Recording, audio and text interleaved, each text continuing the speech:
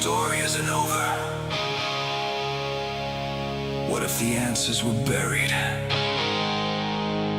What if we've been looking, but never seeing?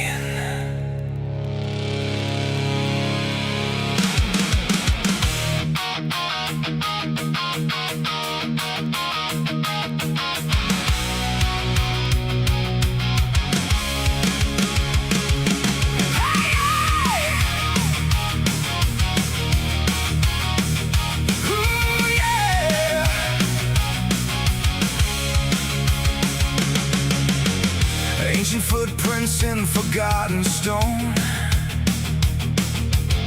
maps that charted worlds unknown, voices hidden in the desert sand, pages torn by unseen hands, broken temples, silent skies, questions buried beneath the lies.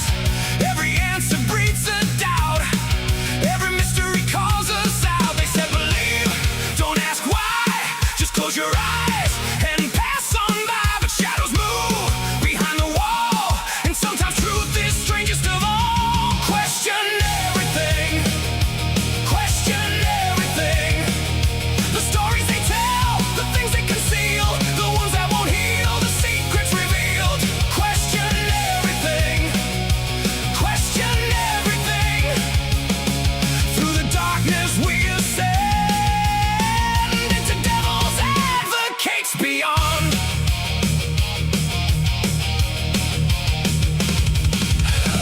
Lost sacred text in hidden caves, words that survived 1,000 graves. Watchers staring from the stars, ancient lights on distant shores. Science finds what science knows, yet deeper currents still may flow. Signals buried in the noise, whispers underneath the void. A ghost in time, a fractured clue, a strange event nobody knew. The universe refuses chains, and every answer changes names. Question everything, question everything. The books they burned, the truths erased, the missing years, the empty space. Question everything, question everything. Follow wonder to the end, into devil's advocates beyond.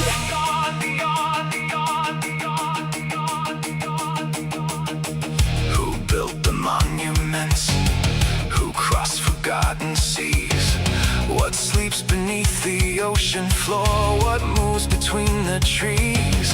What if the myths remember what history forgot? What if the impossible is simply what we're not?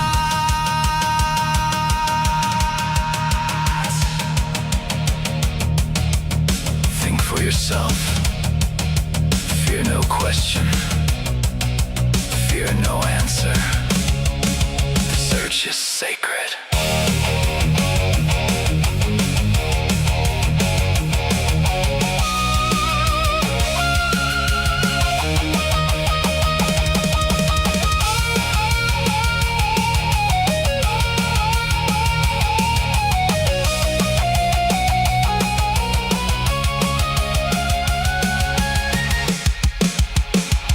Question everything, question everything. Ancient aliens, lost history, unexplained realities and hidden mysteries. Question everything, question everything. Never follow, never bend. Keep searching beyond the end. Question everything, question everything. Where the curious transcend. Welcome to devil's advocates beyond.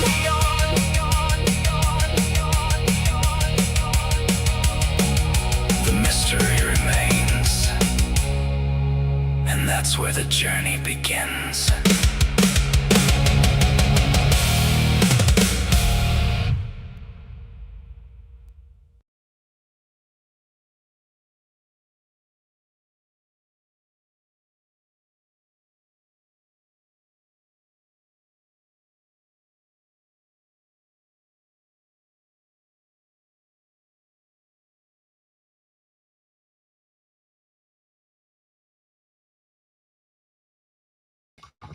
All right, welcome everybody to. Oh shit, I gotta change the color. Like I like the new branding with the green style.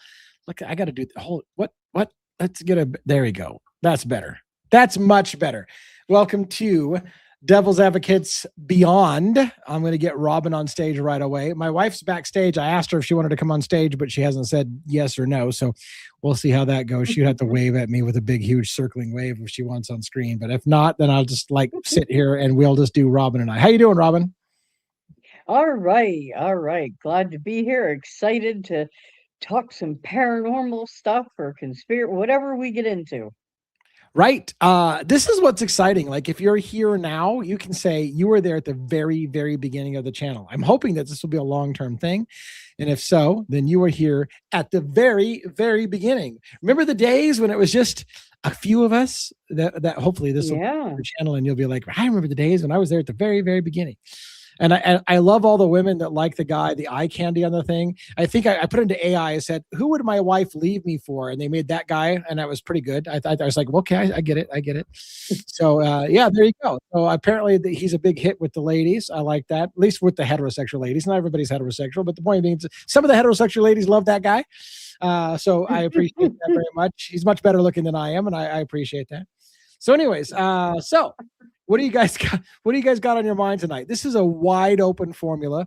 We are going to have Sue from Revelation Tarot. Although I hope that we're going to have Sue. I know we're going to have her. We planned on it like a week ago. However, I've been bad about following up with her. So I just sent her an email today saying, hey, looking forward to having you on tomorrow night.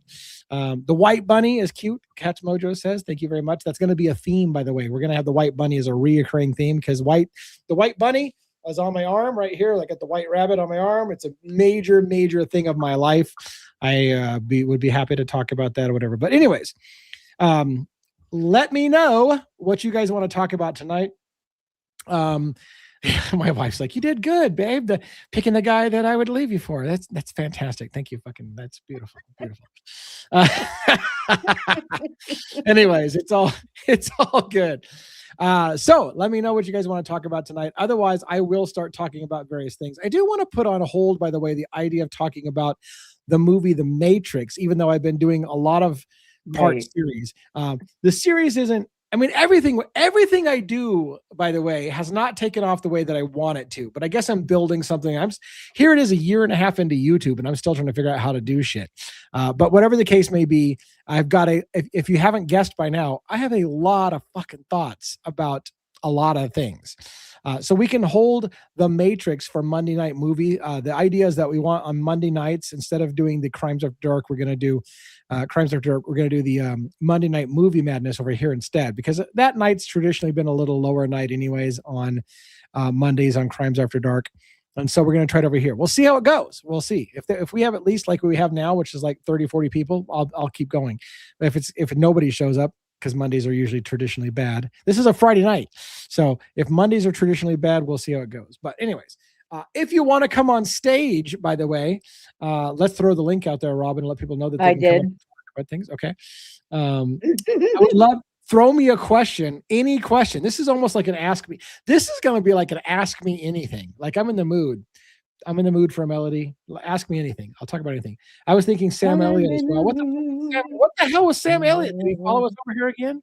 Here we go. Sam Elliott again. When I get to be fucking 80, I could only pray that I could, but I'll never have the voice. I'll never have the voice of Sam Elliott. It's the voice, I think, that does it. I'm not even sure if it's the looks. It's the voice of Sam Elliott. Although he's not a bad looking guy, I guess, either. But let's see. What else? Yeah. So what do we got going on? So on this channel, The Devil's Advocates Beyond, I'm going to talk about my ideas about Ancient Aliens. Like I love this series, Ancient Aliens. I love that series. Yes. Especially because I'm really big into the Bible. I grew up studying the Bible and Near Eastern religion, started to really get into some of the Mesopotamian religions as well. So Ancient Aliens is all about like, is this the answer to some ancient text? I love that shit. I could talk about it for days. I've read Yeah.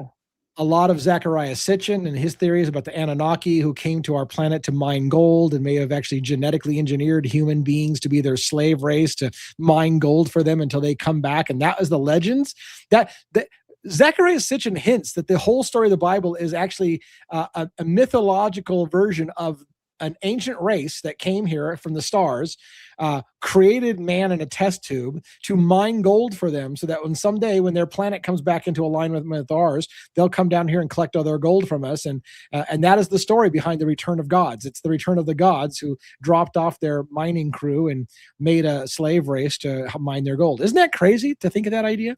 We also talk about consciousness, entheogens, out-of-body experiences, paranormal. My life is very paranormal. I'd love to share with you my stories about the paranormal.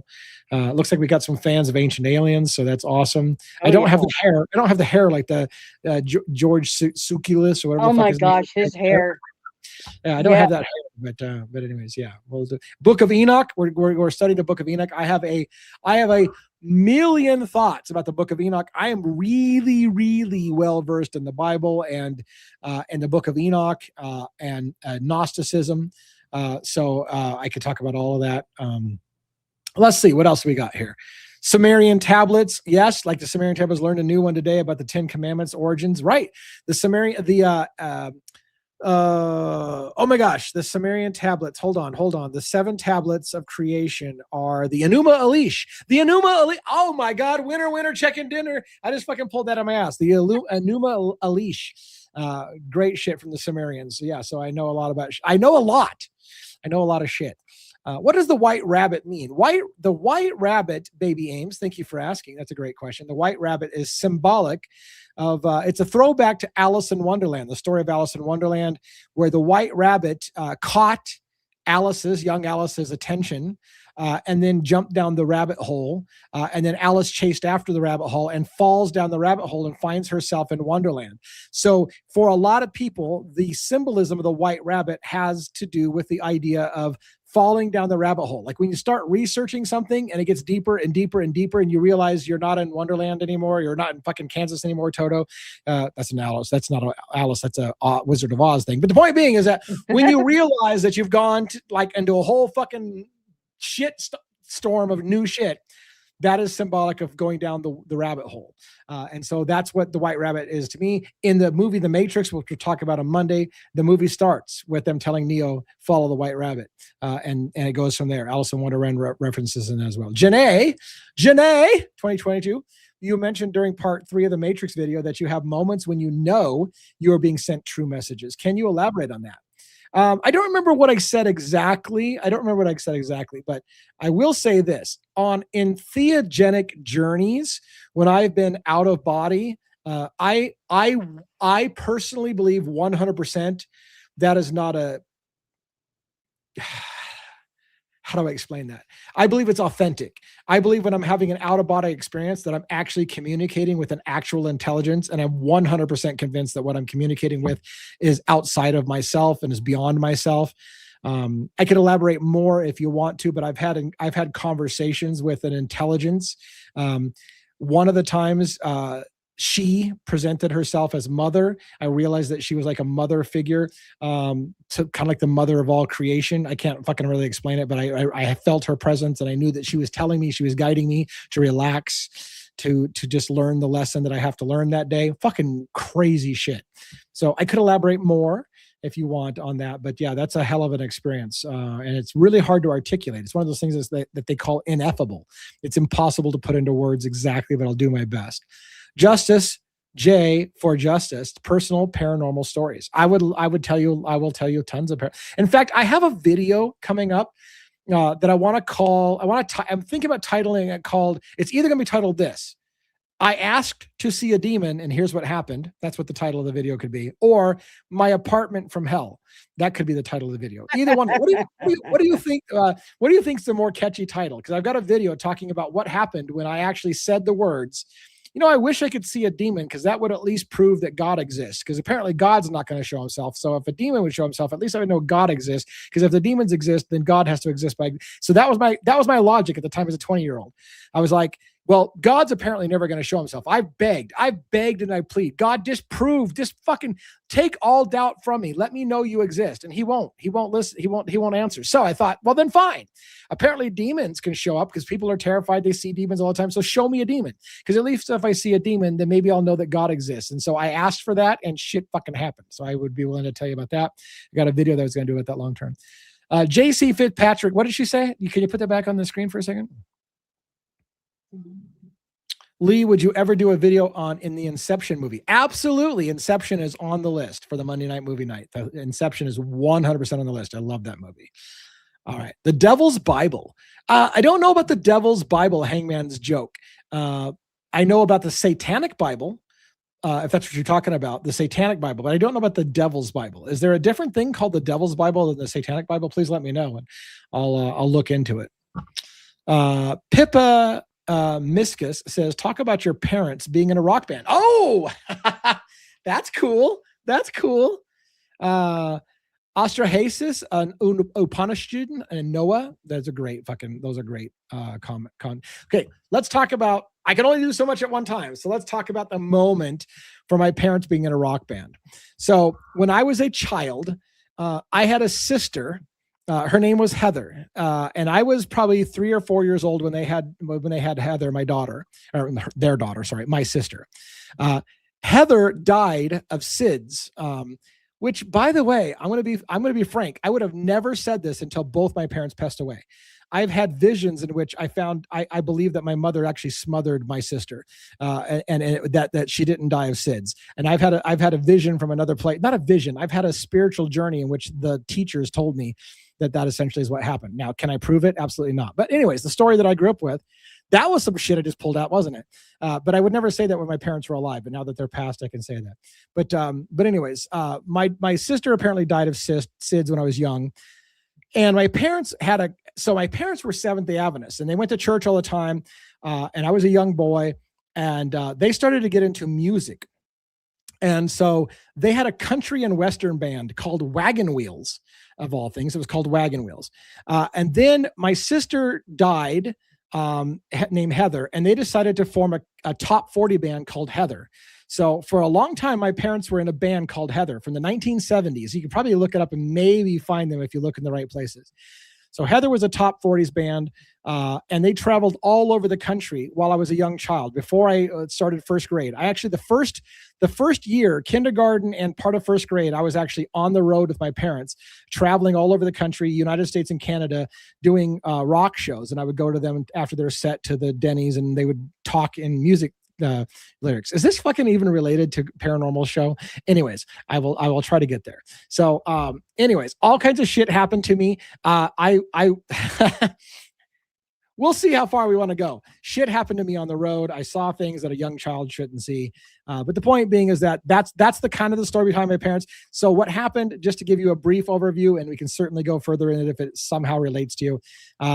My mother had a mental breakdown on the road. She decided that she couldn't handle the life of being on stage all the time. So she left the band. My dad continued for a short period of time. They got a new female lead singer.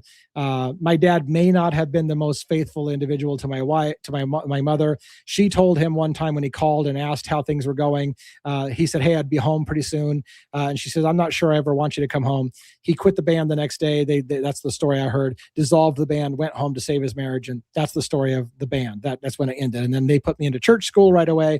And then they, not being the best individuals, decided that at least they would raise me in the church. And so I spent the rest of my first grade through ninth grade in church schools. And it wasn't until I left in ninth grade, I rebelled. In ninth grade, when they sent me off to university, they sent me off to Upper Columbia Academy, which was a high school version of our church school, and I rebelled. I got my ears pierced. I started playing poker in my dorm room, and I got kicked out. I got kicked out for getting my ears pierced and playing poker games at the church school. And then I went to public school, and that's the story of my parents in the rock band. So there you go. Do you always remember all of your out-of-body experiences? Yes. Do you keep a journal? No. I do remember my out-of-body experiences, absolutely. Do I keep a journal? No. I have written about my out-of-body experiences before to try to explain to other people. So in that regards, there's a form of a journal around. I have written. I wrote a book. I wrote a book for my personal life that was very, very intimate and very personal about my experiences in brief, but it was mostly about my whole life, and it just briefly touched on the end about my out-of-body experiences. But Lee, do you always remember? Okay, we got that one. Do you keep a journal? Will you write a book? What was that? Go back again, because I thought, will you write a book? Yeah, I did write a book about my experiences. I did. I'm not sure my wife would like me to share that book because I don't remember which version of the book I have around. I got intimate details about people that I know, and so it's one of those things that can be a little. And look, so when I wrote the book about my personal life, it was basically get this for a title. Rhonda's going to freak out for me right now. The original title was Confessions of a Christian Sex Addict, How I Found God Through Psychedelics. It was kind of like one of those things. And basically it was my whole life journey, how my upbringing, my childhood, what I saw as a child, what happened to me, including my spiritual awakening. I spent my life in the church and I was obsessed with the church. And then I had a spiritual awakening. And so that whole book was about my life. And it turned out it was originally written as a blog. I was writing it for my friends, like, hey, I want to tell all my stories about how it was to grow up as a child in the church and how I left the church and my spiritual awakening. And people read it and they didn't understand it. They're like, I don't get it. This is like just a bunch of like random stories. I'm like, that's what it was. It was my life. It was my fucking story. It was my story of my life. Who did you do your spiritual awakening with? Shoots, LOL. What's shoots mean part? Oh, who did you do your spiritual awakening with? I did.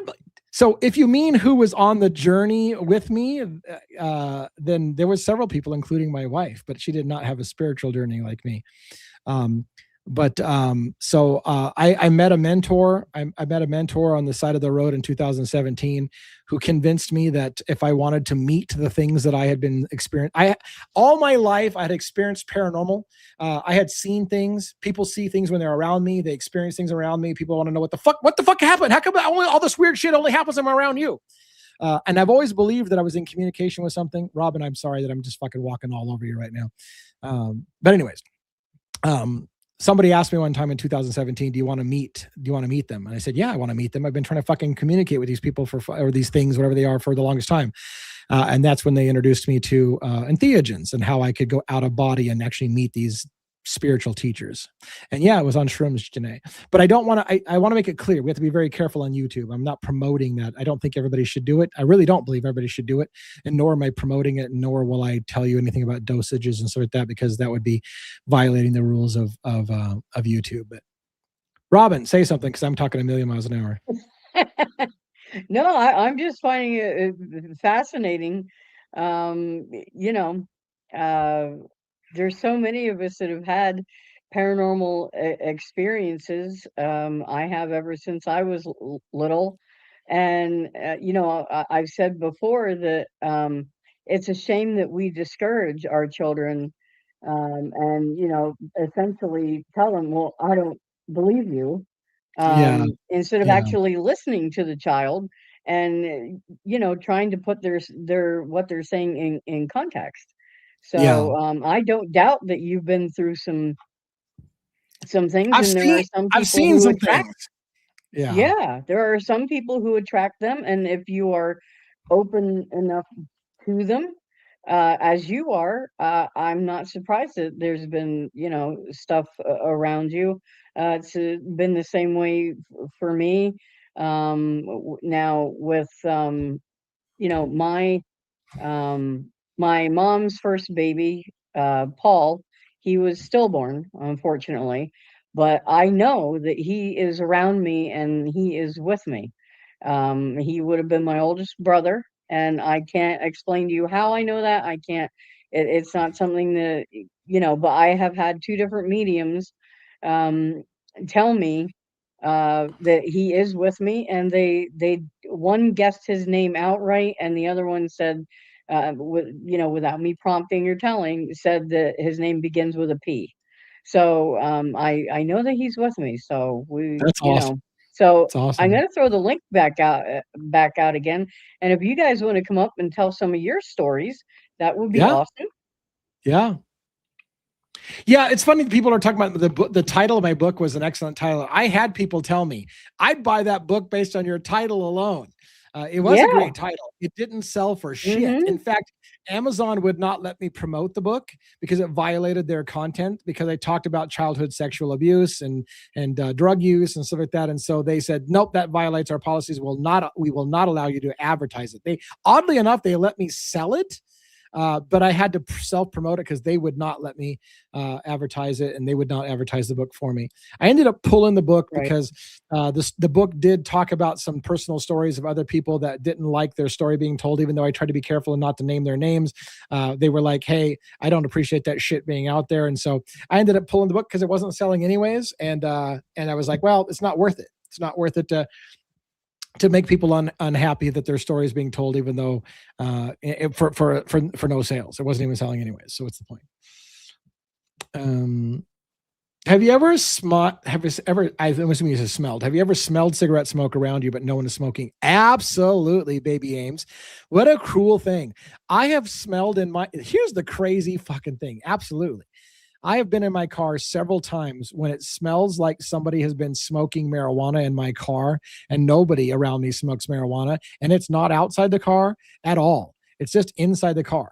This happened when I was in the Seattle area. Several times I would get into my car and it would smell like somebody just completely roasted out in my car. I could smell marijuana strong. I looked everywhere I could for answers, like must be a car around me or somebody around me smoking. But again, you couldn't smell marijuana anywhere except for in my car. I think if Rhonda, my wife, were here, I think she can confess. I think she would back me up. One time when we were at a hardware store, we got back in the car and we smelled marijuana in the car. We're like, what the fuck with the marijuana in the car? It just was happening. And cigarette smoke was a little bit as well, but marijuana is the one I remember the most. One one's in the house. It smells roasted in the Bronx. I bet it does. I bet it does. Yeah, see, Rhonda says I smelled it too. Rhonda does remember the time that we got into our car and it smelled like somebody had been smoking pot in our car. But yeah, and I get phantom smells. I get phantom smells a lot, Janae, as well. Yeah. It's a thing. It's a thing. I call them mimics. I call whatever does it mimics. They seem to be able to mimic sounds and mimic smells. That's something I call my experience with these things that can somehow create smells, and maybe I'm crazy, but what about when the hairs on your arms raise and you get a shiver before something bad happens? Cat's Mojo says.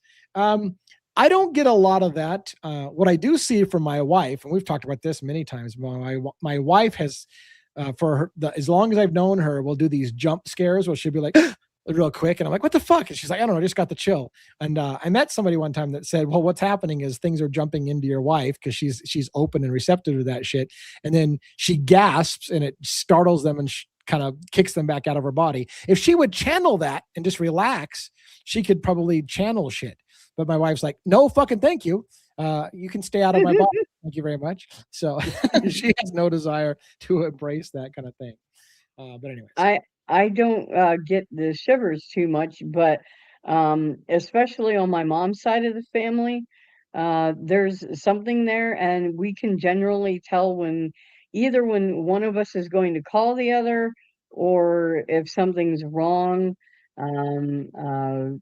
I've had nights where I've waited, like not been able to sleep because I knew something was wrong, and a lot of times by morning got a phone call, or so I don't get this shivering part too much, but there is something, especially with our family members, so it's pretty interesting. It is. All of the paranormal fascinates me. Janae says Yeah. mimicry has been happening a lot around me. What the fuck does it mean? My personal theory is that there's non-conscious entities that are able to only do so much, and some of them can use things like mimicking sounds or mimic. Because here's the thing. My personal theory is this is crazy. My personal theory is that we humans don't speak the same language that they do. They can't communicate with us, and we can't communicate. We're not on the same language. We're not on the same plane. And so the way they communicate with us is not through words, but through some kind of mimic of something that's actually been around that they can use to try to get our attention. That's kind of what my theory is on what I've experienced. But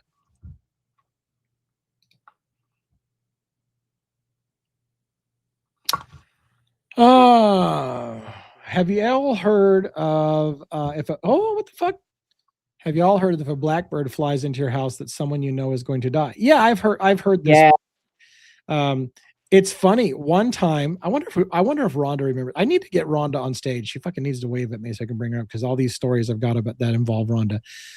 There was a weird. Oh shit, Rhonda's gonna come on stage. What the fuck? Hey, Rhonda, how you doing? Hi. Hi. Hi. Do you remember, Rhonda? Do you remember a time in Seattle?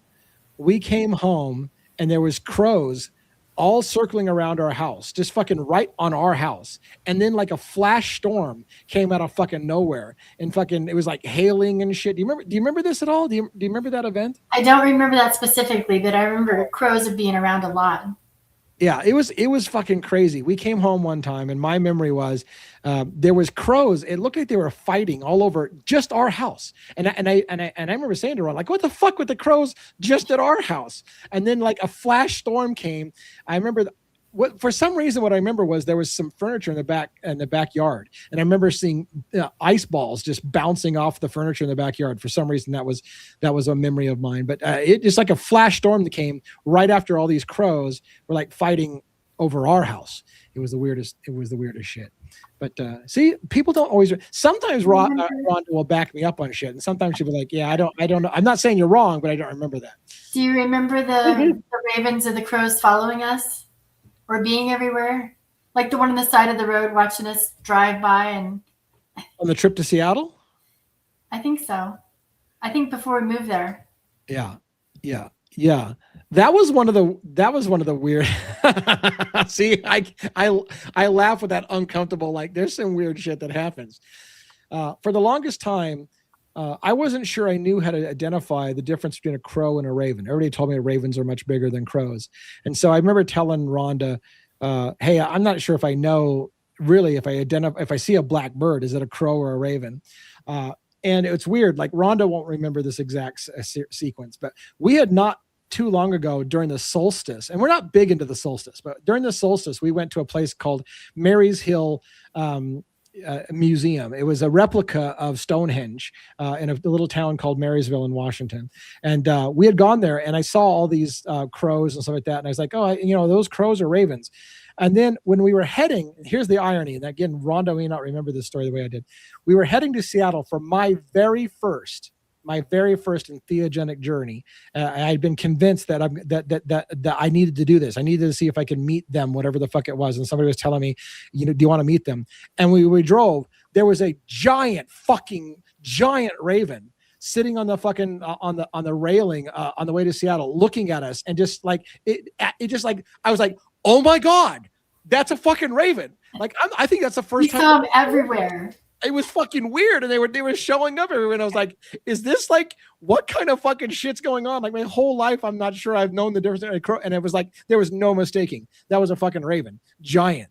It was fucking amazing. It was awesome. It was like a premonition that what I was about to go on was a spiritual journey. So last week when I was in Klamath Falls, I saw a raven, and it was making the croaking noise, so I knew it was a raven. Yeah, because like crows caw and ravens kind of do a right. Kind of a deep thing. Yeah.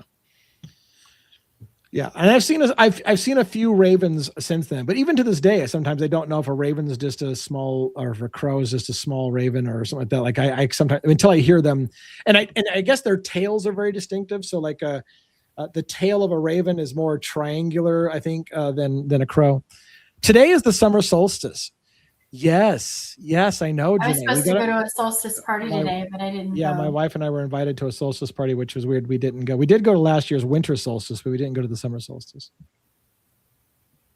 And ravens have a bump on their head. I think their beaks are also slightly different. So there's lots of distinguishing features between a raven and a crow, but they're all very fucking smart birds, really smart birds. And traditionally in the magic arts or occult or whatever you want to call it, the crows and ravens are kind of harbors of something mystical happening, something that your connection to the spirit world or the dead, as they tend to be associated with.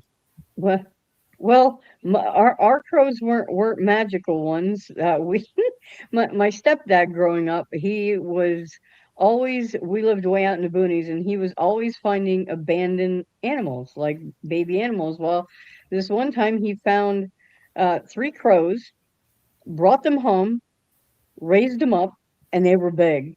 And they lived kind of like under our trailer, believe it or not. They didn't have a nest in the tree, but they were so tame, and I would feed them bread and everything. So I don't believe there's anything magical about those, but those birds do. I do believe they are harbingers of messages, spiritual messages for sure. I wish there was more out there. I try to friend them. Yeah. Apparently, if you do befriend crows or ravens, they'll bring you trinkets and stuff like that. If you become friends with them, they can bring you little gifts. They'll bring you like jewelry and shit like that, and they actually become friends of yours and try to bring you shit. It's weird shit, and they're smart. Yeah. By the way, crows. This is a story I heard. I want to get to this the Crow movie. Fuck, I got a million things to talk about. Crows are also one of the only birds, or was it ravens? One of those damn birds, the ovis. One of them are the only birds that will play games. They'll actually they'll take like a tinfoil ball, for example, and they'll play soccer and shit with it. They'll kick it and play around. They'll play. And apparently other birds don't do that, but they're smart enough that they play games, and they'll fucking invent little games and play with themselves and with that, which is fucking, they're just really, really underrated creatures. And I wanted to say real quick before I get back to that, have you ever faced your greatest fear? We'll get back to that. I want to just mention the Crow movie. The Crow movie, really, really big for me as well. So I had friends. This is like story night. I had friends that were big into comic books, and I was never big into comic books. And I said, I'm too grown up. I can't do comic books, but I'm intrigued by the idea of comics. So can you recommend an adult? And I didn't necessarily mean porn. I meant like an adult, like really deep thinking, mature, heavy plot comic. And they said, well, what you want is graphic novels, not comics, and you should check out The Crow. And so I bought my copy of The Crow graphic novel. I fell in love with this whole story of a man who was in love with a woman, and then something tragic happened to her, and she gets murdered, and he gets shot, and he basically dies, but he comes back from the death because from death because he refuses it. Like, death is only death if you accept it. I refuse death, and he comes back to avenge the love of his life, and he's got this great look, because one eye's been shattered from getting shot in the face, and so he's got kind of a pale eye. And that whole mystique of the Crow and the guy that's going to stay around long enough to kill every motherfucker that took out the love of his life, just, I loved it. And he was befriending crows and ravens and shit, and I was like, this shit is for me. And then when the movie came out with Brandon Lee playing the Crow, amazing movie. And then Brandon Lee, of course, was killed and died in the filming of that show, and that was fucking tragic. But yeah, that movie means something to me. So thank you for sharing that, giving me that opportunity. Have you ever faced your greatest fear? Have I ever faced my greatest fear? Probably not. Probably not. One of my greatest fears, I almost hate to even I don't even want to mention it because I don't want to fucking invoke that shit into reality. But yeah, one of my greatest fears is being trapped under deep water and having the water rush in and drowning underwater. That like being in a submarine or something like that fucking freaks my ass out. Watching movies like The Abyss where somebody has to drown and they have time to contemplate the death as the water comes in, and I freak out about that.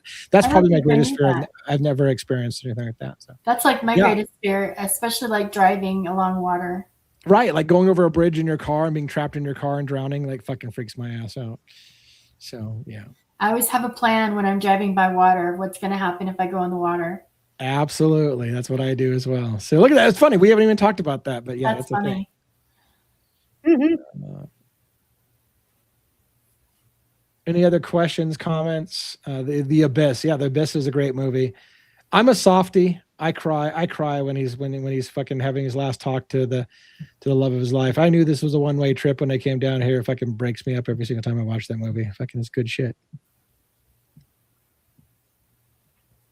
Water is a popular fear. Yeah, I think so. And being a Pisces, like I'm a Pisces, it's funny that I would have a fear of water, right? Because I should be an Aquarius, not Aquarius, but a water sign. I roll my windows down when driving over bridges. Yeah, so because you've heard the myth that when the water is pressing on all sides of your car, you can't open your windows, and yeah. So you know something funny I learned. Yeah. I guess Hondas. I don't know if all vehicles, but I heard that Hondas have something that when water hits a certain level in the car, that the windows automatically roll down. Oh yeah, interesting. I don't know if that's true of all. I have a Honda. I haven't heard that. Breaker too. What, Robin? I have a Honda. I haven't heard that, so that's pretty interesting. Yeah, we drive Toyotas now, so I don't know. There's tools that they buy that are like a little keychain thing you can put on your keychain that'll break glass. You just put it up against your glass, you push a button, and it'll shatter your window so you can get out. There's one in my car. You need one in yours. Wow, I didn't know you had one. How am I married to you and not know you have one of those? No. You're safe though. Thank you. As long as you're in the car with me, but apparently if I'm alone, I'm fucked. I carry a measure in my kitchen. See, this is a weird night. We just talk random shit. We're just trying to get this channel started. This is a brand new channel for us. Please, if you haven't done so, please subscribe to the channel. We're really trying to get this thing up to 1,000 subscribers and 4,000 watch hours so it can be fully monetized, so that we can try to do some members only content, because there's some things that I want to do that won't be real popular for the main public, but I will do it for members only content, and I have to be able to turn on member only content, and I can't do that until I reach a certain level, which actually is only 500 subscribers. We're way past that, and 3,000 watch hours. We're about 2,000 watch hours now. So anything you can do to help us out get to that goal would be great. Wisteria, I just saw your comment about your window smasher in the kitchen. I'm like, that's not going to do you any good in the car. Then I see she changed it to keychain. Jennifer Folstrom fears water so much she lives in the desert, so it's not an issue. There you go. I want to hear about favorite X-Files? Do I have a favorite X-Files episode? Wow. Fuck. I don't remember the episodes of X-Files enough. I loved the X-Files. Do I have a favorite episode? I don't know that I have a favorite episode of the X-Files. Honestly, the one that sticks out the most isn't the X-Files. It was a spin-off from the X-Files, and that was the Lone Gunman's Pilot, because it had to do with 9/11. But I can't say that I remembered a specific X-Files episode. I will say I had the fucking hots for Gillian Anderson. So did every fucking hot-blooded American man. That fucking little redhead was fucking smoking hot. But anyways, other than that, that's a side tangent.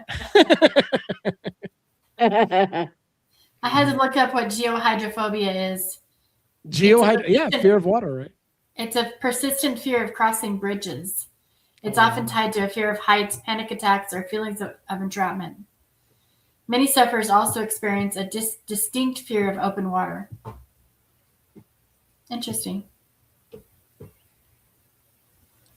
Oh, the X-Files had an incestuous family that was freaky. I don't remember that. As like a regular reoccurring character in the show, or just one of the episodes? I don't remember that one.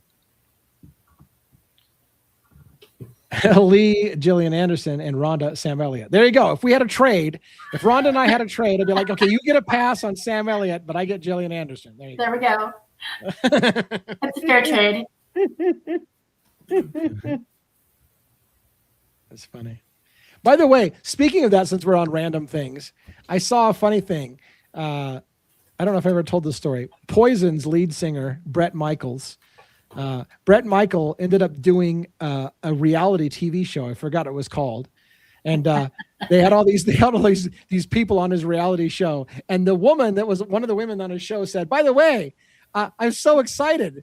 you've always been my free pass. Because like couples will have this mythical free pass. Well, if you get a chance with so-and-so, they're your free pass. And I'm like, I bet your husband never fucking thought you would be on Brett Michaels' fucking show telling him that you're my free pass. I bet you he's immediately regretting that thing. Like, that's not supposed to actually happen. It's supposed to be a hypothetical. It's not supposed to actually happen.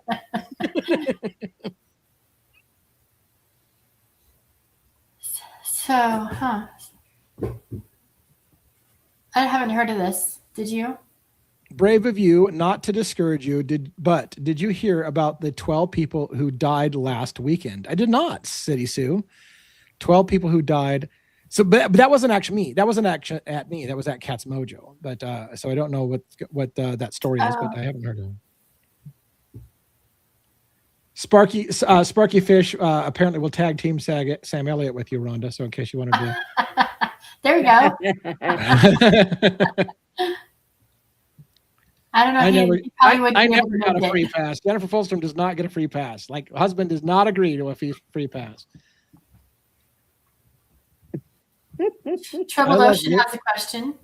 Oh, I love Troubled Ocean. She's great. Troubled Ocean, here's a question for y'all.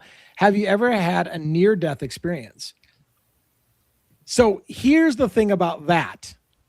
I believe, having watched shows on near-death experiences, that people that describe a near-death experience is the same thing that I experienced on my spiritual journey. So I would say that I know exactly the kind of experiences people have with near-death experiences, because I had it. I just went there not by almost dying, but because of a spiritual journey. So I think they're the same. I think they're the same place. I honestly feel they're the same place, but not because I almost died for me. Skydivers and the pilot. No one knows what happened yet. Huh? Is that the 12 people that died? Oh. Okay, yeah, I did think I did hear about this. I used to say George Clooney until he was in the Epstein files. I'm assuming that she means that George Clooney was at one point her free pass. And why the fuck not? George Clooney is a smoking. I'm a heterosexual male, and I fucking would sleep with George Clooney back in the day. That guy's fucking smoking hot. So yeah, I get it.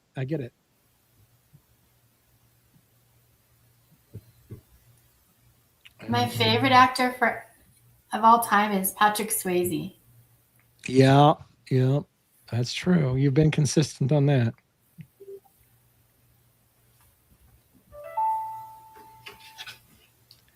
The scientists who went missing and dead. Yeah, I've covered that story a little bit on my show on this channel. You probably know that, Jennifer Fulstrom, but I don't know. I did an episode on the missing scientists as part of my UFO series. I've got a playlist on UFO phenomena, and the missing scientists is something I briefly touched on in one episode. So I have talked about that.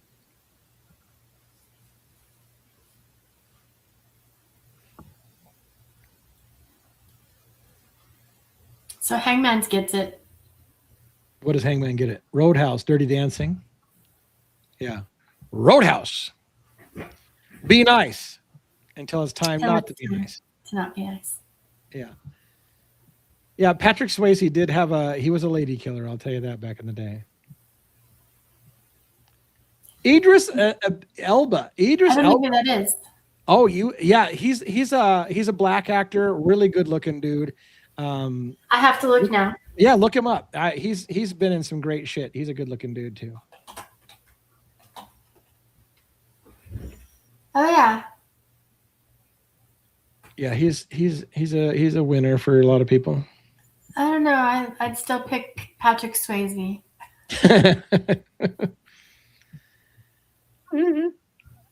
Oh, what is this for Rhonda? Rhonda, does Lee have the moves? No. Let's take that shit right off the screen.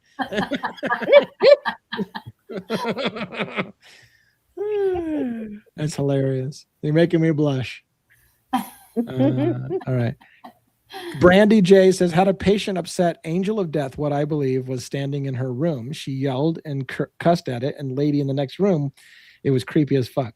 Yeah, there's some crazy stories that people have seen entities by their bedside at their death or whatever. The best ones I love are people who are under anesthesia and remember things that have been said because they were out of body and they watched themselves being operated on. What are you laughing at, Rhonda? So Wisteria was talking about dancing.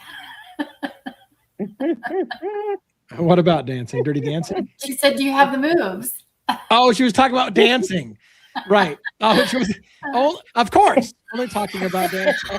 Of course.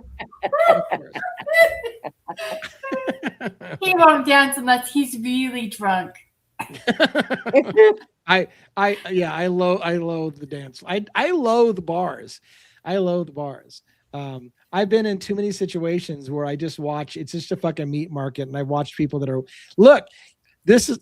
anyways, it's fucking bad. Fucking bars are bad. I watched, as an example, because I watch people, and I watched a guy with his girlfriend, clearly his date for the night, and they're hanging out, and some hot looking dude is playing pool by himself at a pool table next by, and I saw her make an excuse to go to the bar, and then he made an excuse to go to the bar, and I watched them exchange phone numbers at the fucking bar, and then she goes back to hanging out all over her boyfriend while I'm like, you just fucking hooked up with some dude at the bar that I know you're gonna fucking 2 days, and you're doing it right in front of your man. This is why I hate bars. Anyways, it is what it is. I digress. What else? Comments, questions? Exotically. You have to give him some alcohol first. I am a little bit looser on alcohol. I'll tell you that. Twin Peaks, the bar. Yeah. I also experienced the same thing. By the way, you want to hear trauma? I'll just fucking share trauma. In college, I had the hots for this little blonde chick in my thing, and I thought I was winning her over. I impressed her, and I invited her out for New Year's Eve to a bar, to go to the bar. And I don't dance, as my wife clearly said. I don't dance. She wanted to dance. Let's go dance. No, I don't dance. Let's go dance. I don't dance. Do you mind if I go dance? And then she went home with the guy she danced with all night long. Hey, you don't need to take me home. I've got a ride. I'm like, fucking, of course you do. Of course you do. So it is what it is. Michelle Rowe used to be a bartender. Very cool. That's got to be a rough job. I bet. Bunch of drunk guys hitting on you all night long. Right. Because the more they drink, the more you're hot. I mean, that's not to say you weren't hot already, but I mean, the more you drink, the hotter you're going to get. Absolutely. Right. Especially if you have any conversation skills. Why are we talking about alcohol? We should be talking about paranormal. Let's see. If you had a chance, would you travel into space and explore? You know what's funny about that, Cat's Mojo? It's funny as shit. If an alien ship landed in front of me and some species came out and fucking said, get in this ship, I'll show you some shit, I'd be there in a fucking second. I wouldn't even say goodbye to my wife. I'd be like, okay, let's go. And I would just go. I had a friend that said, I would never get in that ship. Fuck that. They can go fuck themselves. And I'm like, how are we so different? Like, how could you not? How could you not be curious? If they're offering you a tour of the universe, I'm fucking there. I'm gone. I'm going. What if you can't ever come back to your life? I would have. I mean, it's something I have to work out later, Rhonda. That's a once in a fucking universe lifetime thing. You got to take that opportunity. I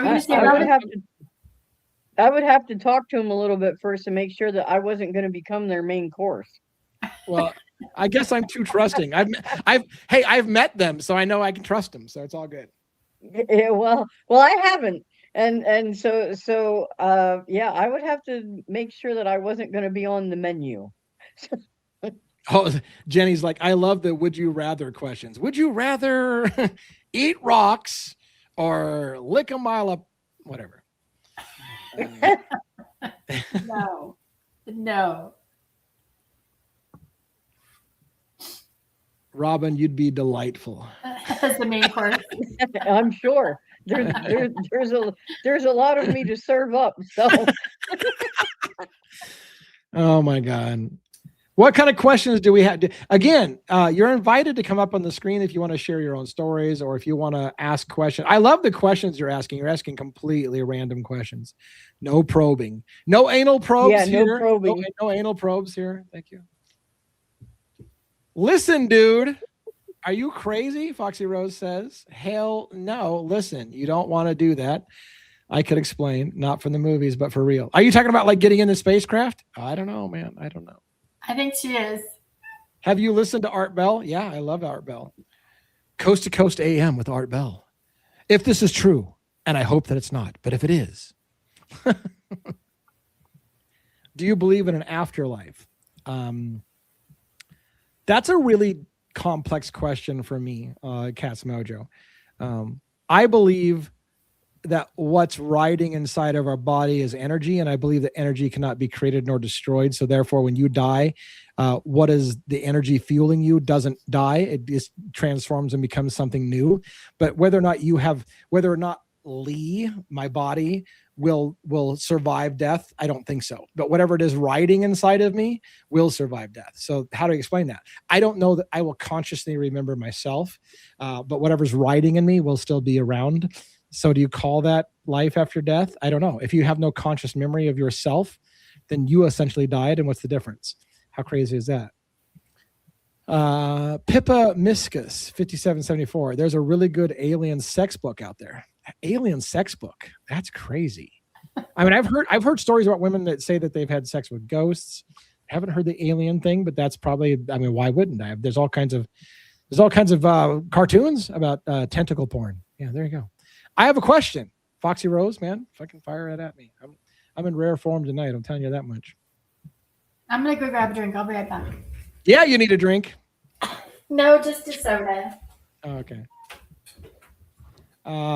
What is this? My husband was a nurse chid. How do you pronounce that? My husband was an atheist when we married. One day at work, he asked God if he is real. Please show himself. He did 3 nights later, and he handed him to the devil and said, touch him, but you can't have him. That's interesting shit. Yeah. It's a little similar to my story about saying that I wanted to see a demon kind of thing. It's interesting shit when you make a conscious decision that you want to see something. I just want to fly the ship. Yeah, good luck. You got to learn how to fly it, though. They got to teach you first. I love the old movie, The Poltergeist. Yeah.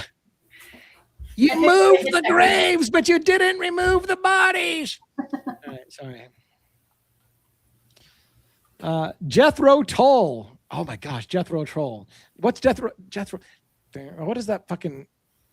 Oh, the famous song from Jethro Tull. Anyways, I died in a motorcycle wreck, and yes, there is life after death. Very interesting. Yeah, near-death experiences are a very big thing, and some people have literally died, heart stops, all the nine yards, and then get resuscitated. And oftentimes when people have died and come back, they've got experiences, shit that they saw. Oftentimes people who have had I'm curious about yourself.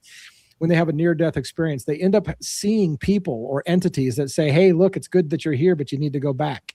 That's a common experience for people who have died and then come back to life. They get told, hey, it's really great that you're here, but you need to go back. So it's interesting. That's an interesting concept that a lot of people have had that experience. I don't know if that's your experience, but that's a lot of people's experience.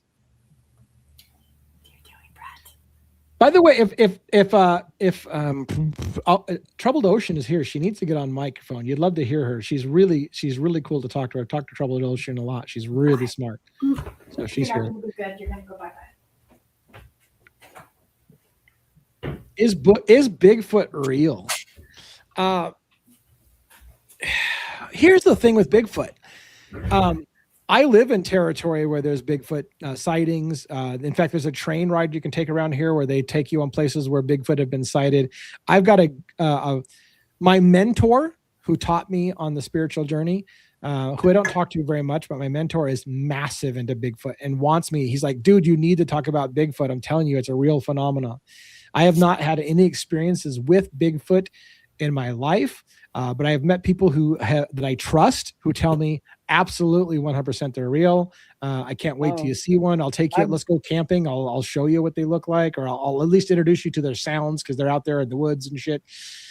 So I believe Yeah, I mean, I'm open. I'm open-minded to it. Never seen a Bigfoot, but I think that there's some crazy stories. There's some crazy stories related to my local area with Mount St. Helens. When Mount St. Helen blew, there's stories about Bigfoot being lifted out of the forest by helicopters because people didn't want the public finding out that there were Bigfoot out there and that they were taking Bigfoot out and hiding shit. And I don't know. It's fucking crazy shit. Bigfoot is a Nephilim. Wouldn't that be interesting? Wouldn't that be interesting? That's crazy shit. That would be super interesting. I feel like I've lost. How did so much chat go by? I thought I was paying attention to chat.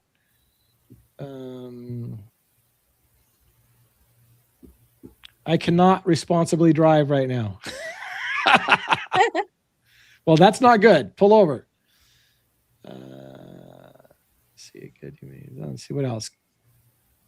Come on up. Yeah, come on up. You guys, well, post the link out there again. Robin, send the link out there again. Did. You got it right. I've been. Does anyone have near death and then believe in God? Like, did your belief? Yeah, that's interesting. I would say this, Leah, and this is not where you want to go. So maybe I'm kind of hyperjacking your story. I will say I grew up believing in God because I was told to believe in God. And I grew up studying a book about God because I was told that was a book written by God. And it wasn't until I had a really, really deep out-of-body experience that I felt like I just met God and I now know what it is that people think is God. So I would say my experience, I met what people think is God, and it's completely fucking different than what people think is God. That's my opinion. And we can talk about it on the show as time goes by. But I have now come face to face with what I think is God. It is, as they say, ineffable. I can't fucking put into words what it was like to meet what I feel was God. It was fucking nuts. But that's just me. But and a lot of people think Bigfoot are extra dimensional beings that are transdimensional, that they port in. A lot of people believe that the Bigfoot are that's a lot of the explanation of why Bigfoot seem to not be able to be caught on camera and stuff like that, is because they just port in and out of our reality. So a lot of people who believe that. Is that just, and the question is that just a convenient way to explain why we can't get good pictures of them, or is there something to it? That's a deep question for you. What is God? Oh, I didn't see it. What was the question? What is God? What is God? How do I answer that? Because if I answer that, I'm going to piss off a lot of people because everybody's got their own opinions about what God is. But so how do I put it? How do I put it in the best way I can? I think what people think of as God, for the lack of a better word, is energy. That there's an energy in the universe that all things come from. Everything in the universe is a vibration, and that vibration is also consciousness. And every single one of us has that consciousness. We are all of us are God. That's the completely offensive thing to Christians, right? Like, you can't be God. There's only one God. So how can you fucking be God? But we're all God. All of us are God. We're all part of the same experience. We're all the fucking same thing. My opinion is Rhonda is me and I am her, and Robin is me and we have collectively decided to have amnesia, to forget that she is me and I am her, so that we can have an experience and understand ourselves better by having a communication and experiencing things together. But in the end, we're the same fucking thing. And when we go back to whatever our original state is, it's all just a gigantic collective consciousness that fooled itself into thinking that there was other versions of itself, because that was the way that it understands itself, as having all these imaginary, illusionary beliefs that we're individuals when we're not individuals. We're actually all the same thing. How crazy is that fucking shit? But anyways. Somebody wants to know what my shirt says. I am only here for an alibi. Did you get that at CrimeCon? I did. Yeah, nice. I can believe that Bigfoot would be Nephilim. Yeah, I could believe that too. Lee, you flatter me. How did I flatter? So, Troubled Ocean. See, Troubled Ocean's still here. Fucking get up on stage, Troubled Ocean. You gots to.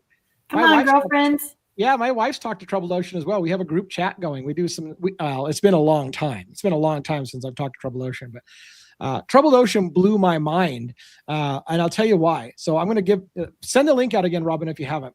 So hopefully Troubled Ocean will come up on stream. But one of the things that Troubled Ocean said to me one time that blew my fucking mind, because she wasn't really big into the idea of psychedelic experiences and stuff like that as being that you're really going someplace. It's just a drug interaction. But one of the things we got talking about was schizophrenia.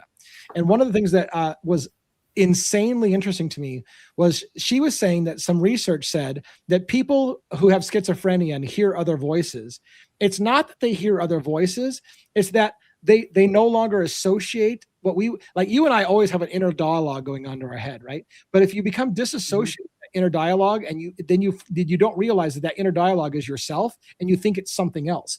And so people with schizophrenia are really only hearing the same dialogue that all of us have in our head all the time, the thoughts that you have, but they've disassociated themselves with their own thoughts. And so they view it as a thought that's from outside of themselves because somehow they've kind of disassociated. And it's like a fucking crazy idea. It's like, are these other thoughts that you have a schizophrenic who hears voices, is it really just themselves, but something's broken in them, and so they no longer associate that other voice that is themselves as being themselves.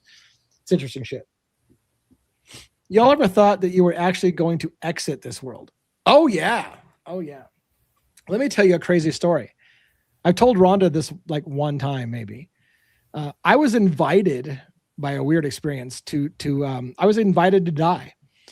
I was watching a movie, of all things, not too old of a movie, by the way, called Everything Everywhere All at Once. You ever heard of that movie? It's a crazy, weird fucking name for a movie. But I was in a movie theater by myself watching Everything Everywhere All at Once.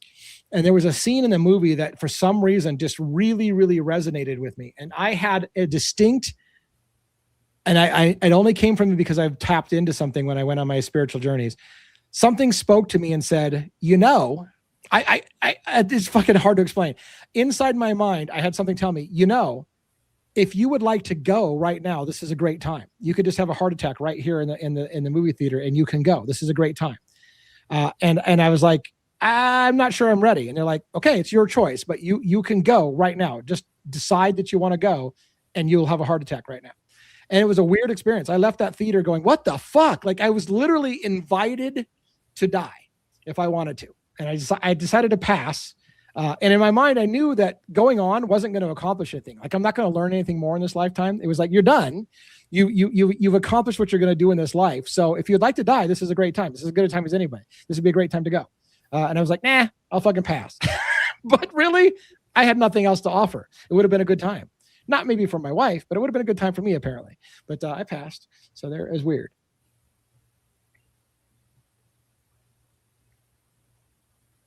Huh. Dina. So Regina Philangi says Dina, at Dina, so it's not really at us. Dina, yes, I have had dead family members in my dream to show me they are okay. Never consider myself a psychic, but I know when something bad is going to happen and when things will be okay. Yeah, a lot of people have those experiences. It's really hard to explain. Somebody's talking about Donnie Darko. Donnie Darko is interesting. I like Lee said, it's gonna be a no for me, dog. Would you like to die right now? Yeah, I think I'll fucking pass right now. Yeah. He didn't because he had anything left to do with me, but I mean, I mean, it's hard to explain. It's hard to explain. Come on, backpedal faster. I mean, they, I could say that they told me that you would be fine. You maybe you would have had a better life. Maybe we would have met a better guy and you'd have a better life. Maybe I would be doing you a favor. They're like, okay, you selfish bastard. If you want to stay around and tie your wife down to shit, then go ahead. But whatever. If you just let go, she can go have a better life. No. Let's see what else. I'm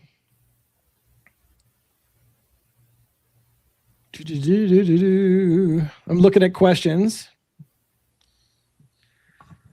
But you will die in space, even with the fucking time mech. It's in so many ways a one-way trip. Not sure if I know how to interpret that.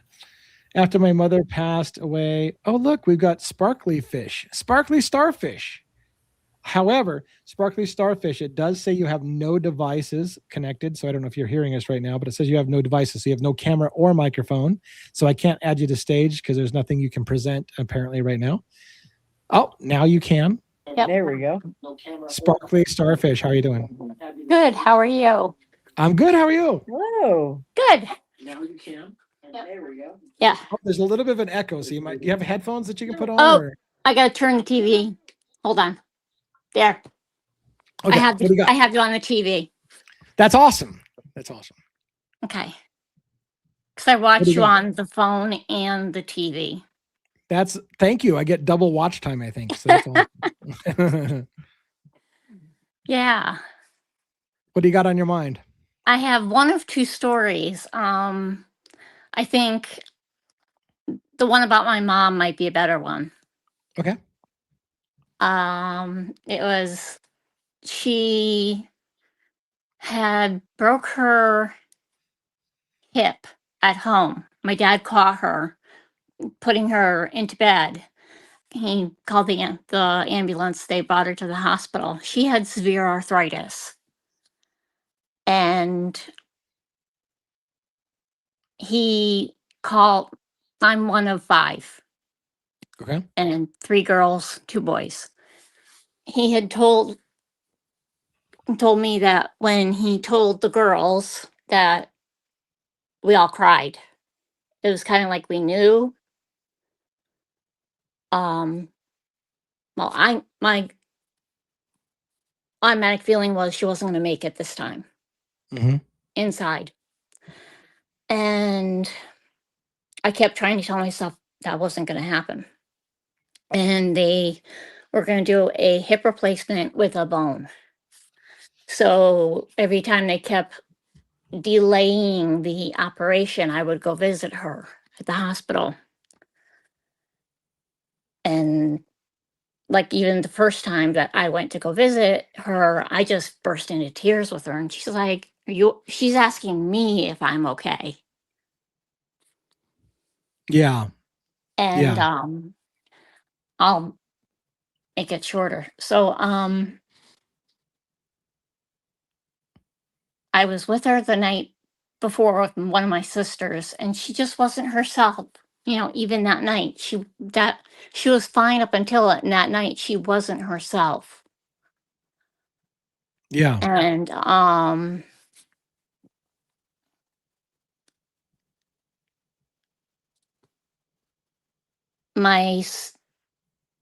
the next day she had the operation. I woke up at like 10:30 in the morning crying. And it was really strange. And then about 1 o'clock, my sister was at my dad's house, and she was the one to tell me about how the operation went. They did not tell me. They said her heart stopped during the operation, but they got her back. They didn't tell me all the information. They wanted me, being the youngest, to have like one more good night before Right. telling me the truth. But they did get her back, but she was in a coma. They didn't tell me that. They didn't tell me that. When I talked to my dad, I talked to my sister later because we weren't going to go in to visit her that day. We were going to go the next day. And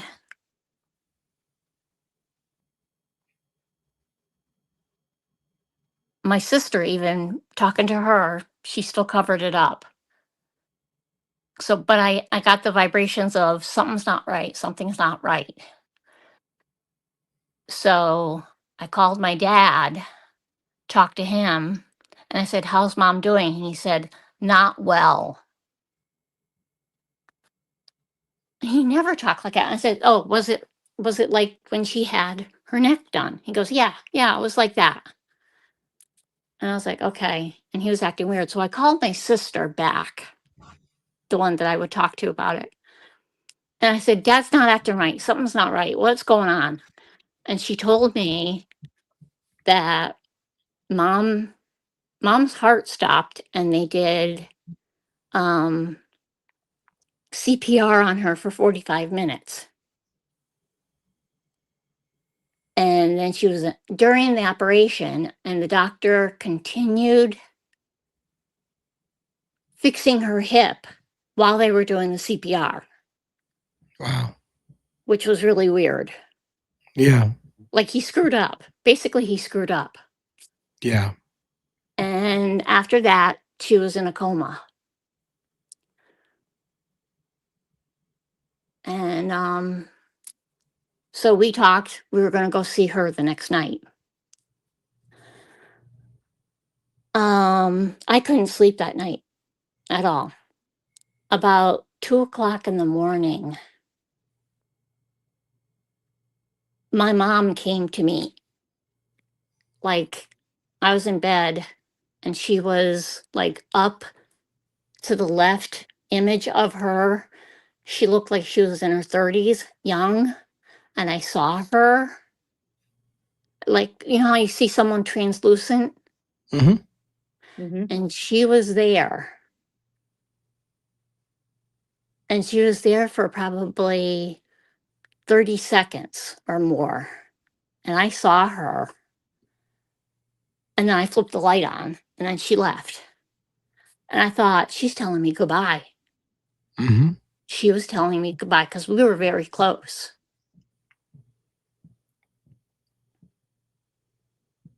And first thing in the morning, I called my sister, my sister. And I asked her how she was doing, and she said she's still the same. So my first thought was she was gone after I saw her, but she wasn't. She was in a coma for 5 days until my father wanted us all together to decide to let her go. But it was like, that was her way of saying goodbye to me. Yeah. Mm-hmm. I mean, Yeah. and to actually physically see her, Yeah. Yeah. you know? I mean, I know there's something else out there, you know? Yeah. And it's interesting because I feel like, and by the way, I see we have another guest backstage. I'll bring you up in a second, by the way. But it's interesting because I feel like, you mentioned a part where, I feel like people who are ready to go, they hold on because they're afraid you're not ready to let them go. Like there's people who are ready to go, and the only thing holding them back is like, are you okay? Like, I'm ready to go. Are you okay? And they're worried about you. So it's an interesting idea that maybe she held on a little bit longer to be able to say goodbye to you, to make sure you were okay. Yep. And Does that help you? my sisters both asked me, what time was this that happened? And I said 2:00 in the morning. And they're like, my oldest sister was getting a cup of tea, and she had an alarm system, and the alarm system in the dining room, the light, she wasn't moving, the light turned on. And the other one that I had talked to, her youngest daughter came in the room and crawled into bed, and she never let her daughters come into bed. And she crawled into bed with her, same time frame. Yeah.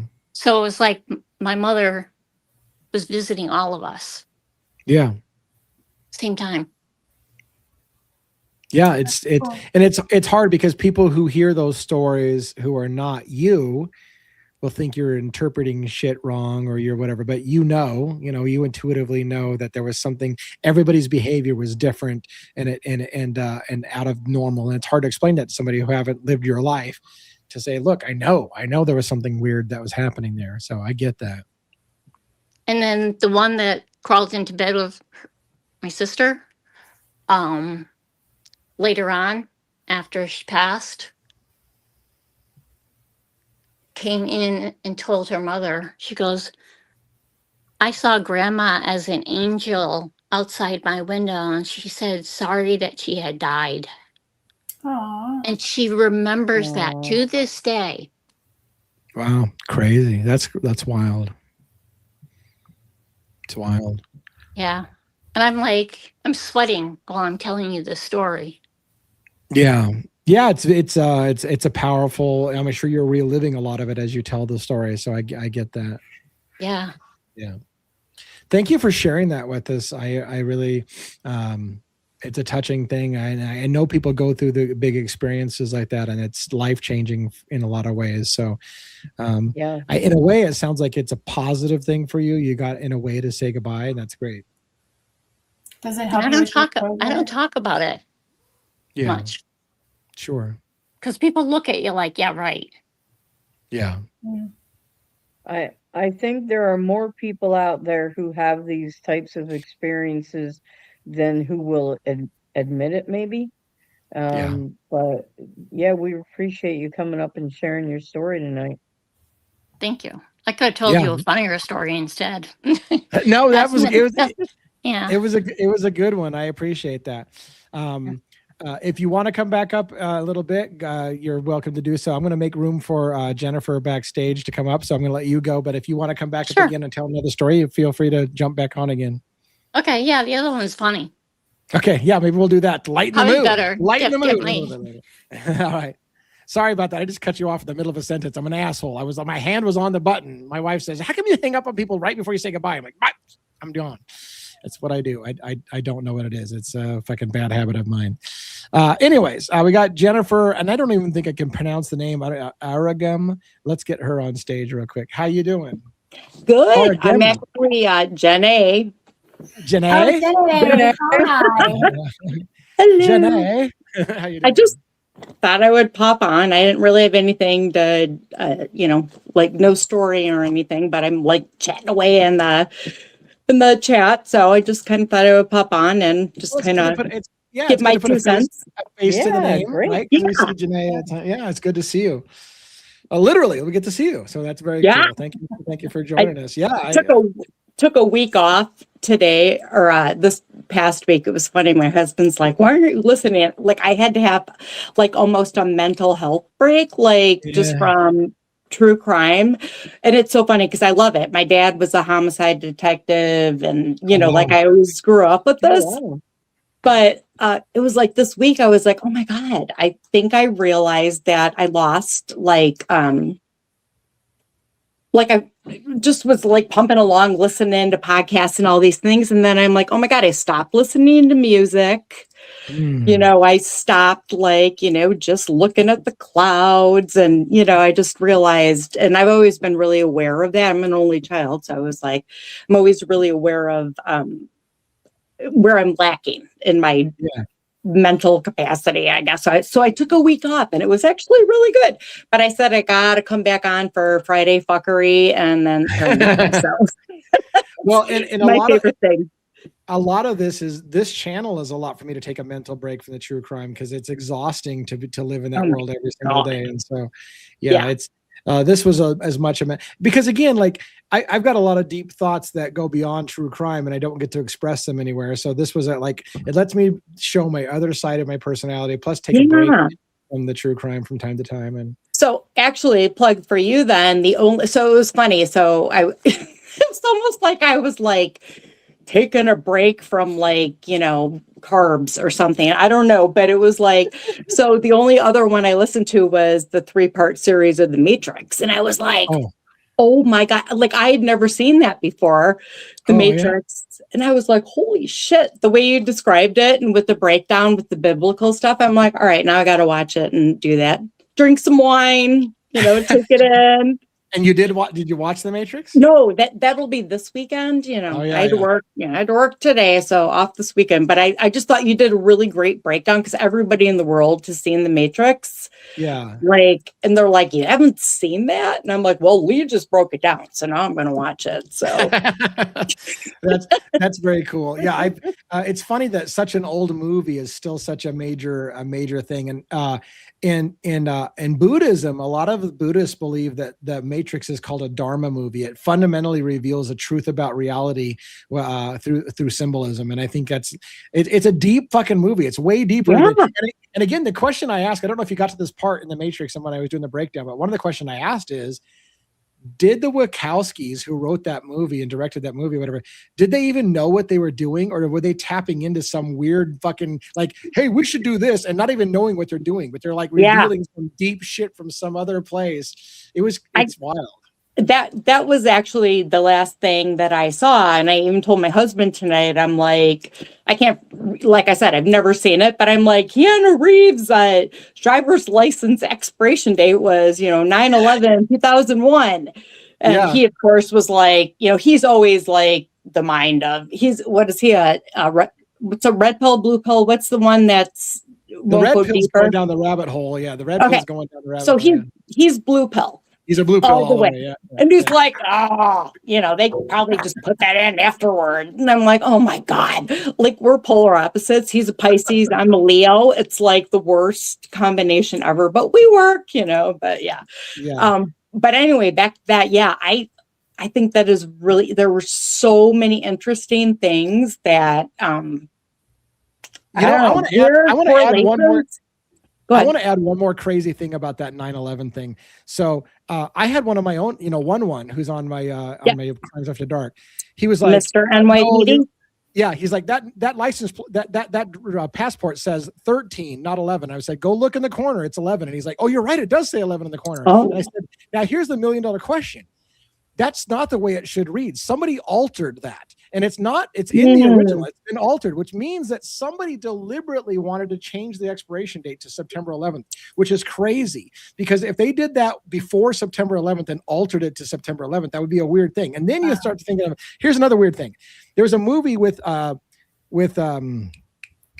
come on, the guy that was Mel Gibson called The Patriot. Mm-hmm. Oh, Patriot? yeah. Mm-hmm. Yeah. And so this was another 9/11 thing that somebody's pointed out.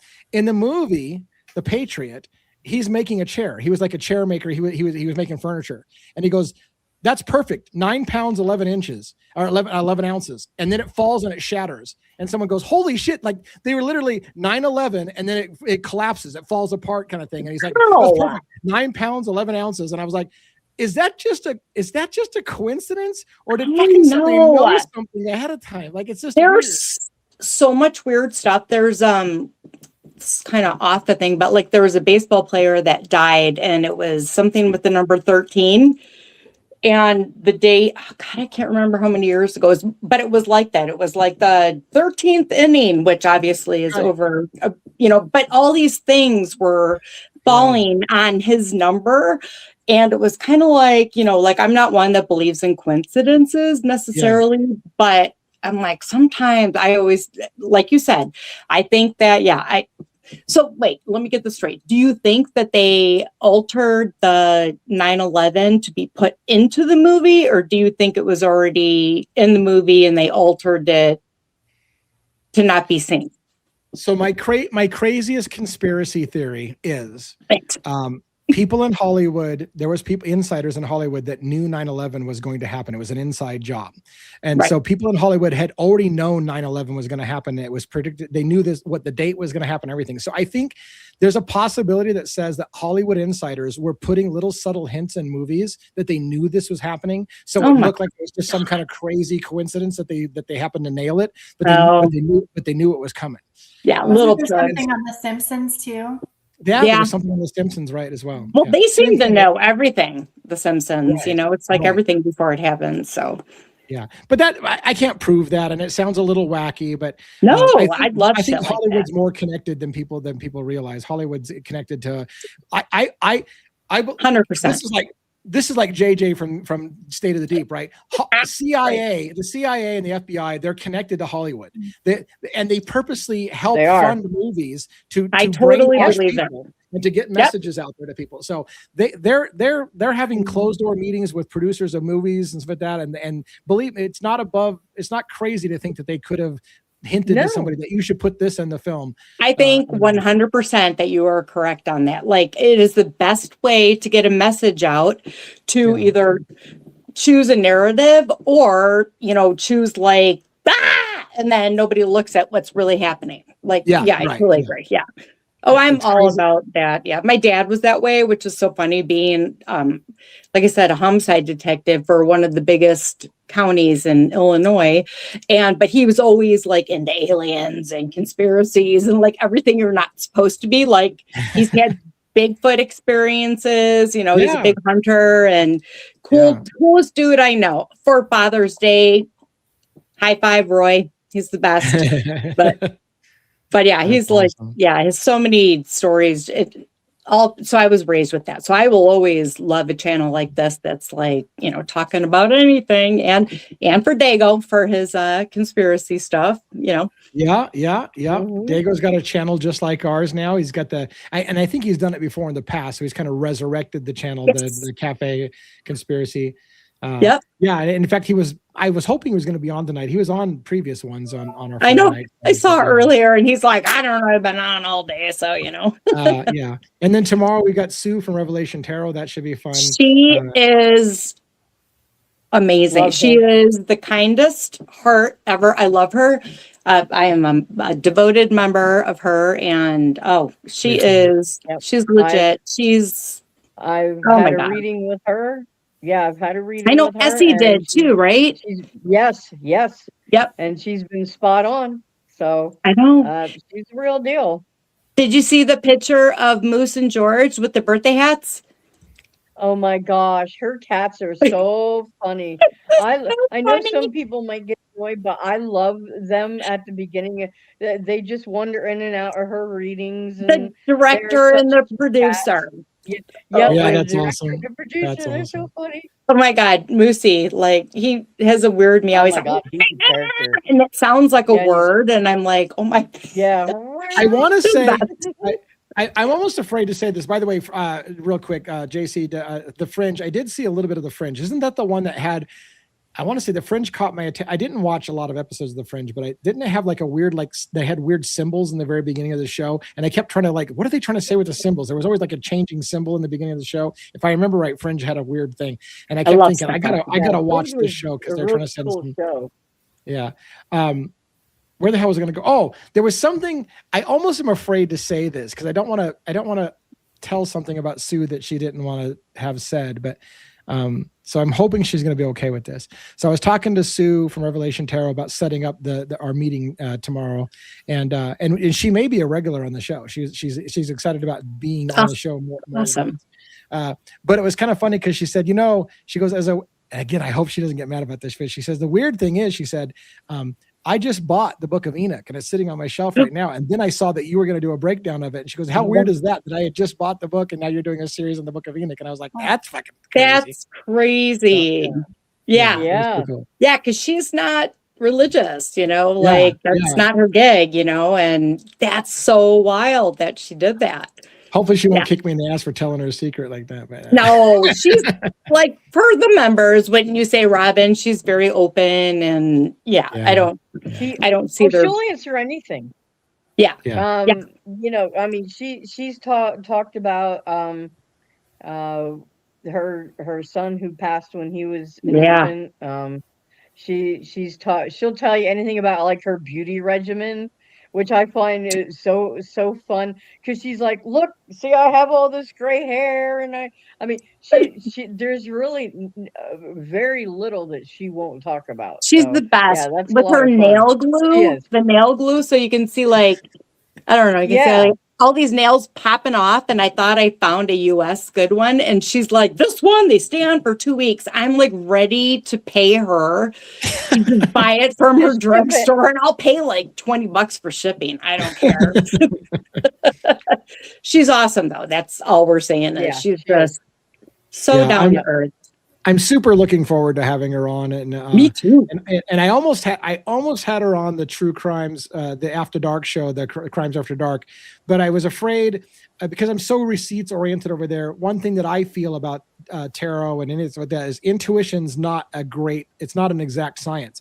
You get gut feelings and intuition, but those sometimes you're wrong about how you're reading it. So that discredits somebody instantly. So if you say, I think this is what happened, and you're wrong, somebody goes, see, you're full of shit. You're just making it. You're like, well, I still could have been close to something, but right. And so I didn't want to do that on the main show, but we'll open it up on this show. So Yeah, that's something I'm really interested in too. Cause like I have, I think Robin, you had said about like how, you know, someone's going to call, like I've always had, it's clear cognizance. Like I can, and it's getting stronger as I'm getting older. It's not like all the time, but someone can come up to me and I already know what they're going to talk about. And it's been about 80% lately. Not big things. It's just and it's almost like within 10 seconds. So there's no warning. It's like a 10-second, I know what they're going to say. And when it's right, I'm like, oh, well, that's kind of cool. I was right, you know, whatever. But I've kind of had weird things, you know, my entire life like that, but nothing like yours. Oh my God, Lee, hey, this is actually a funny story. So I'm a jail nurse. And for our local county jail, and a nurse of 30 years.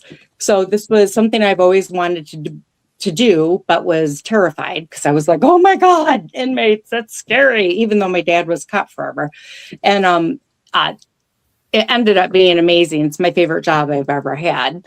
But the first night, so we have a very old jail, like it was built literally, and I'm sorry if I'm taking up, if there's anyone back there just let me set up. I can chat forever. That's just me.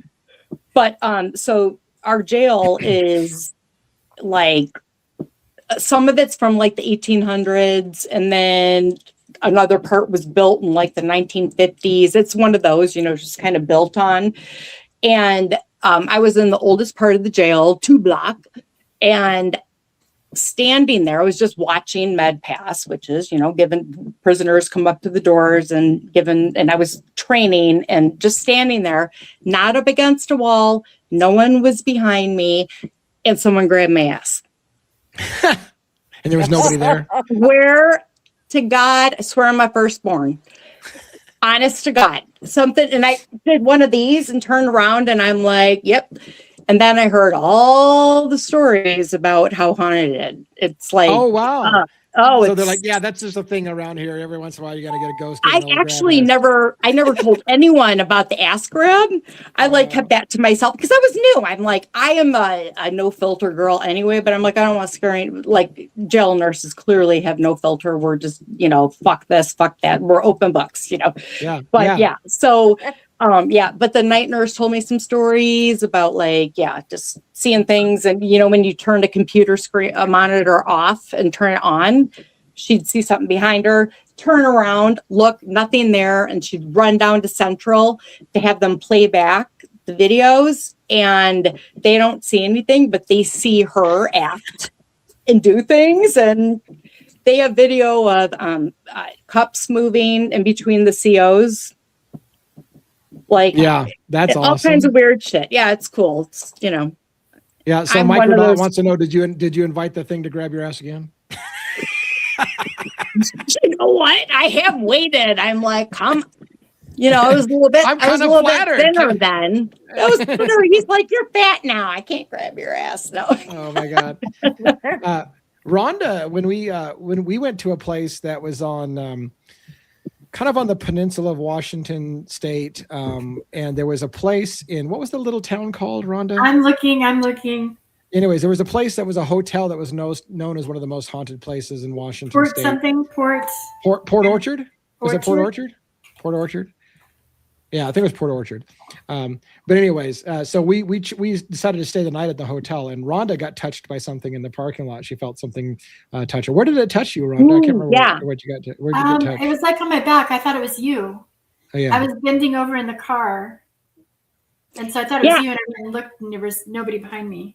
And, you know, sometimes it's like you can brush it off as, I don't know, like my hair, you know, like, but I mean, you definitely know a touch, right? Like where it's, and that's kind of like the ass grab too. It was like, I've been touched before, which I've probably been touched, but yeah, it's like, I knew that was not a figment of my imagination. So on your back, was it like, was it a grab or a brush? No, it was just a touch, just like a hand on your back, a supportive hand on your back. Oh, yeah. So it's meant to be sweet. Yeah. At least when you're bending over, it didn't smack you on the ass. Put your hand on the back. Oh, that would be the best.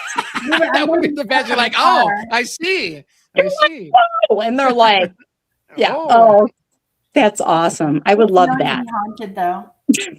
What? It was yeah. What? I was going to say it's known to be haunted. It used to be a brothel.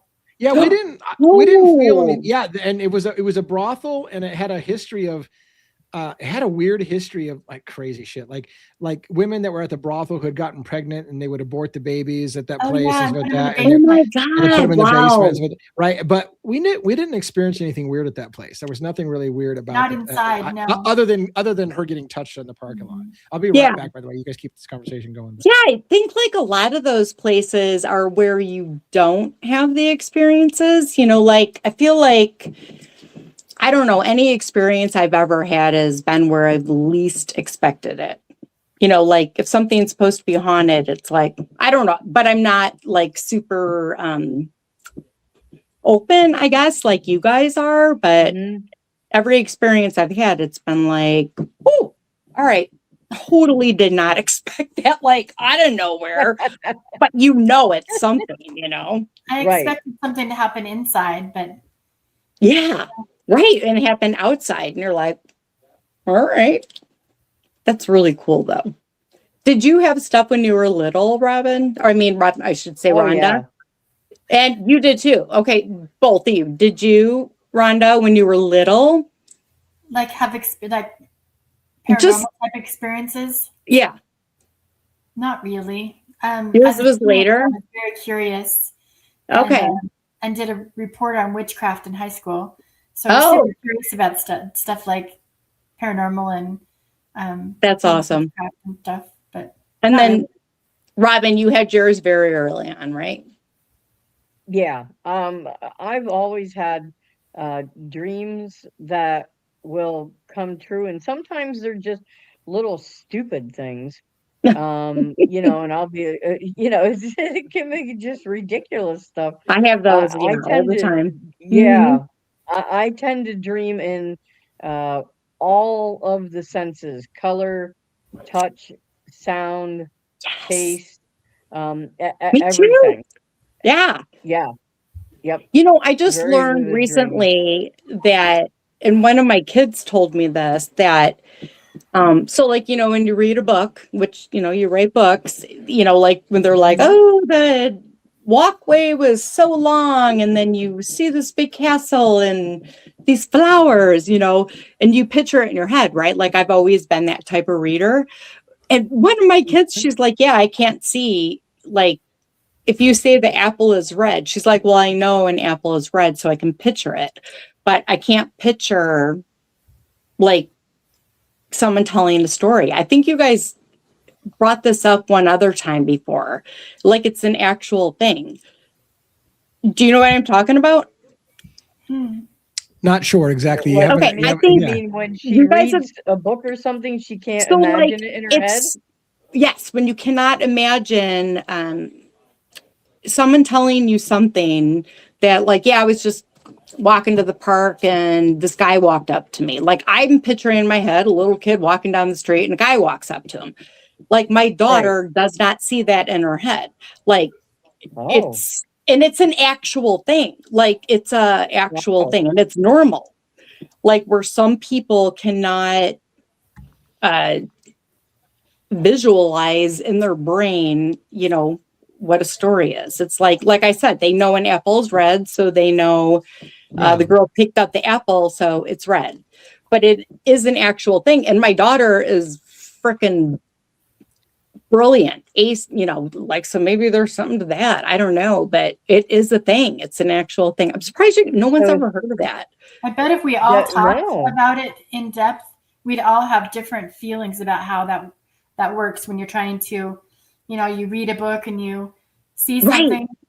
I bet everybody sees something different. Right.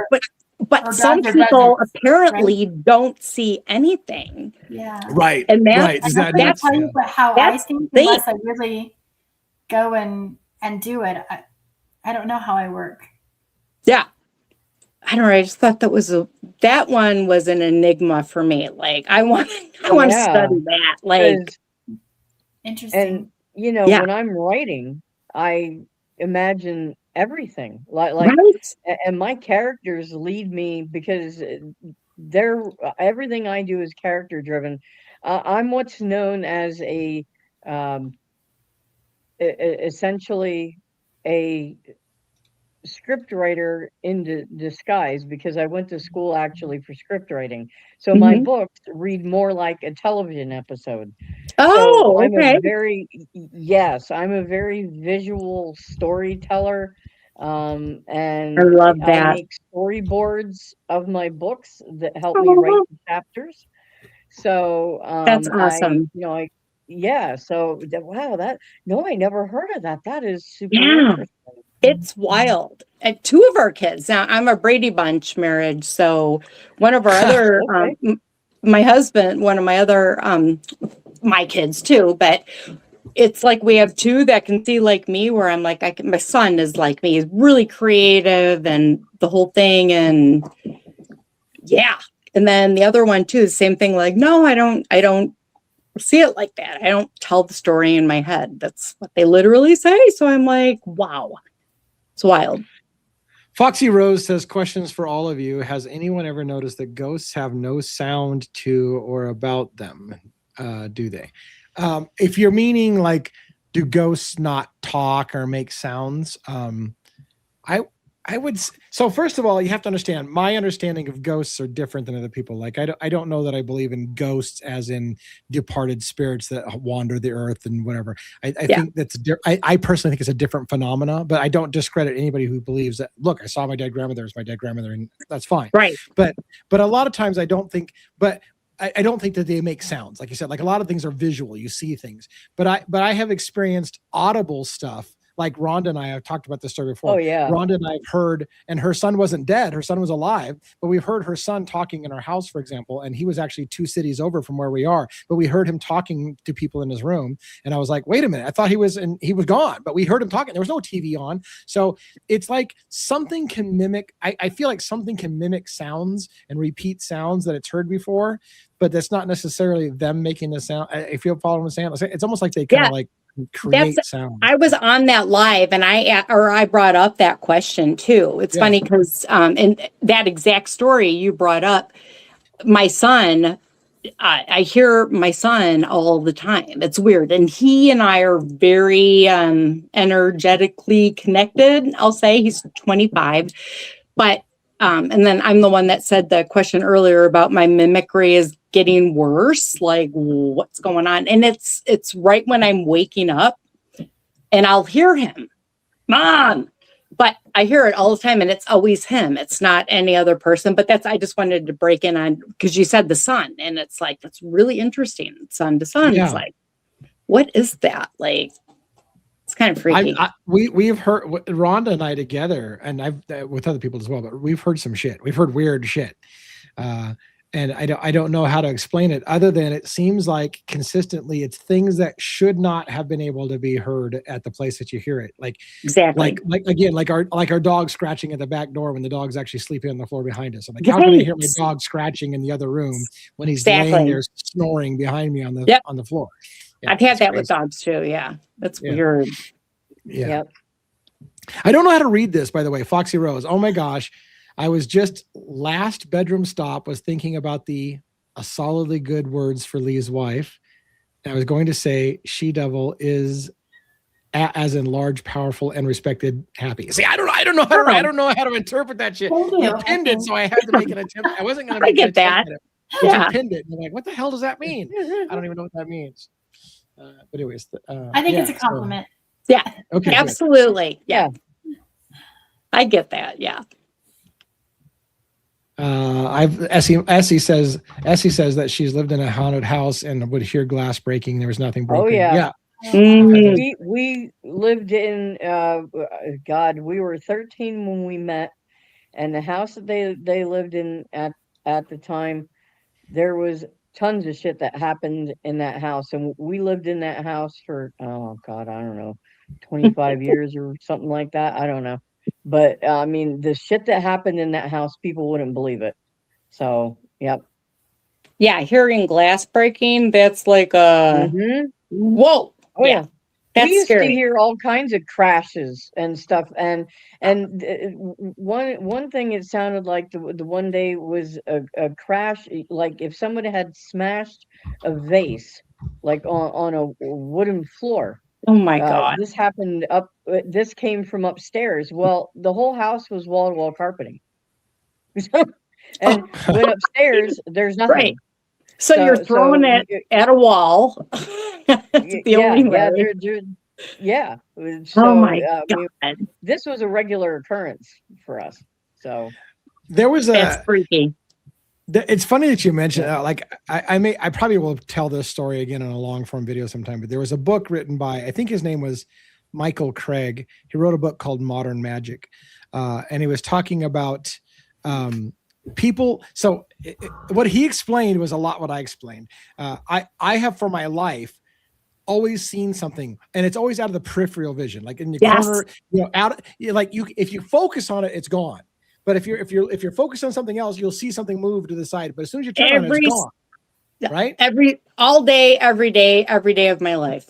Right. And I've had that my whole life as well. Yep. It's always on the peripheries. It's always Yep. when you're not focused. And if I try to make contact with it, it's gone because you can't focus on it. It has to be when you're checking out. Yeah, I don't even look anymore. I'm just like, whatever. Yeah. So I think it was Daniel Craig or Michael Craig. He says, when a person starts getting more and more in tune with the supernaturals with that, you'll start what he says is, I call it astral junk. Shit will just float by in the peripheral and you'll just start picking it up. And he's like, oh, wow. And this is what he said. And I thought it was interesting because he said to really go beyond, I'm trying to explain this back. He said, most people get stuck in the fascination of what they start to see at the corners of their eyes, and they get stuck there and they never go past it. He said, what you have to realize is if you want to progress in the magical sciences and you want to get better at it, you have to realize that what you're experiencing is astral junk. It doesn't mean shit. But most people get stuck there and they get focused on trying to focus on what was this movement, and you need to realize that doesn't mean shit. It's beyond that what's important. So you have to. And I was like, this always stuck with me. Like, am I getting stuck when I find myself fascinated by something in the corner of my eye? Should I just ignore it as astral junk and focus on a much deeper connection to something? Because that's just astral junk. I absolutely love that because it makes so much sense. Though, if you look at everything in life, like all of the truths that you're told, right? So you have one truth and then there's truth junk that's thrown in there. So it's like you just slowly learn to fine tune your gifts to understand the stuff that matters, I guess. I mean, that would be great if we could all do that with the crap that mainstream media throws at us and whatever. But yes, I love that about astral junk. That is super cool. And I liked it too because what he indicated is most people get stuck there. They get fascinated on the shadows and the sounds and whatever, and that's just the tip of the iceberg. But most people get stuck there because that's what they chase. And he's like, you just need to realize that that's just the beginning of you starting to tap into that world. Exactly. And you need to ignore all that weird shit that doesn't really mean anything. It's just stuff passing by. It's stuff floating by. But and I was like, well, that's interesting. Like if I want to go deeper, I gotta check out that stuff. That's what I was gonna say. Like, do you ever see, like I have a friend who sees full apparitions, and I'm like, okay, like I said, I see the same stuff out of a corner of my eye all the time, and nobody else does in my house except for my son. But do you ever see anything more than stuff out of the corner of your eye? Nope. Everything for me is still perfect. Maybe I'm just one of those weak people that only see the astral junk because I only see the floater stuff. Again, on an entheogenic journey, when I'm out of body, I've had full-on conversations with things that I feel are real. But that's, somebody else would look at that and say, well, you're on drugs, so that's what you're experiencing. Right. So I am super excited to hear about that, though. I truly believe in that.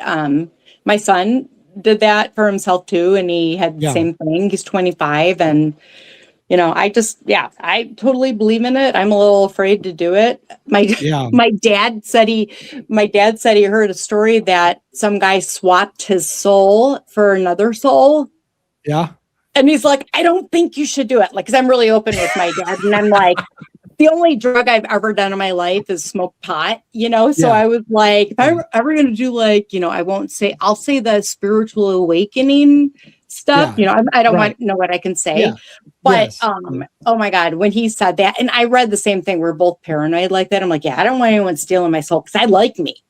Yeah. Yeah. And he was like, It was an enormous thing for me to overcome my fear of that, because when I was growing up, and I say this all the time, I grew up in the don't do drugs era, Nancy Reagan. Yeah, we're the same age. This is your brain. This is your brain on drugs. It's an egg frying pan. And I'm like, I'm not. And as I say all the time, the only thing I've got going through me in life is that I'm smart.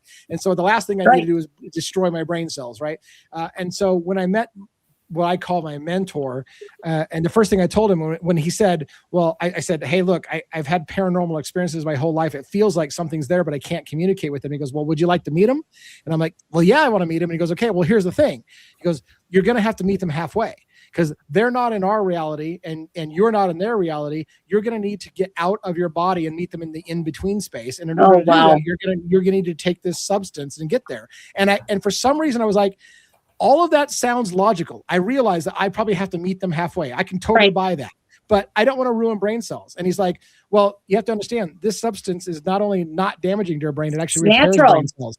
And I did some research. I did scientific research and found that it repairs brain cells. And I'm like, wait a minute. So this isn't going to fry my brain. Like, I'm actually going to make my brain healthier. And it's like, yeah. And I'm like, I'm fucking in. So I went and I learned, and it was awesome. Oh God, I would do it in a heartbeat. Like, it's so funny. I'm going to be 55 in July, and I'm like, is this really something that would be a smart choice? It's funny because Rhonda and I went to there's an author by the name of Michael Pollan. He wrote a book called How to Change Your Mind, like the modern science of psychedelics and how it's overcoming people's fear of death and whatever. And we went to go see him in Portland, and it was funny because most of the audience was people our age. It was older individuals who were like, wait a minute, I've been told my whole life this was just doing drugs. Is there something more to it? And it's like, yeah, there's fucking more to it. You need to think about this. And it was funny because Rhonda was looking around and goes, I expected to see a bunch of hippies here. And I'm like, no, like this is for the older crowd that have been told don't do this.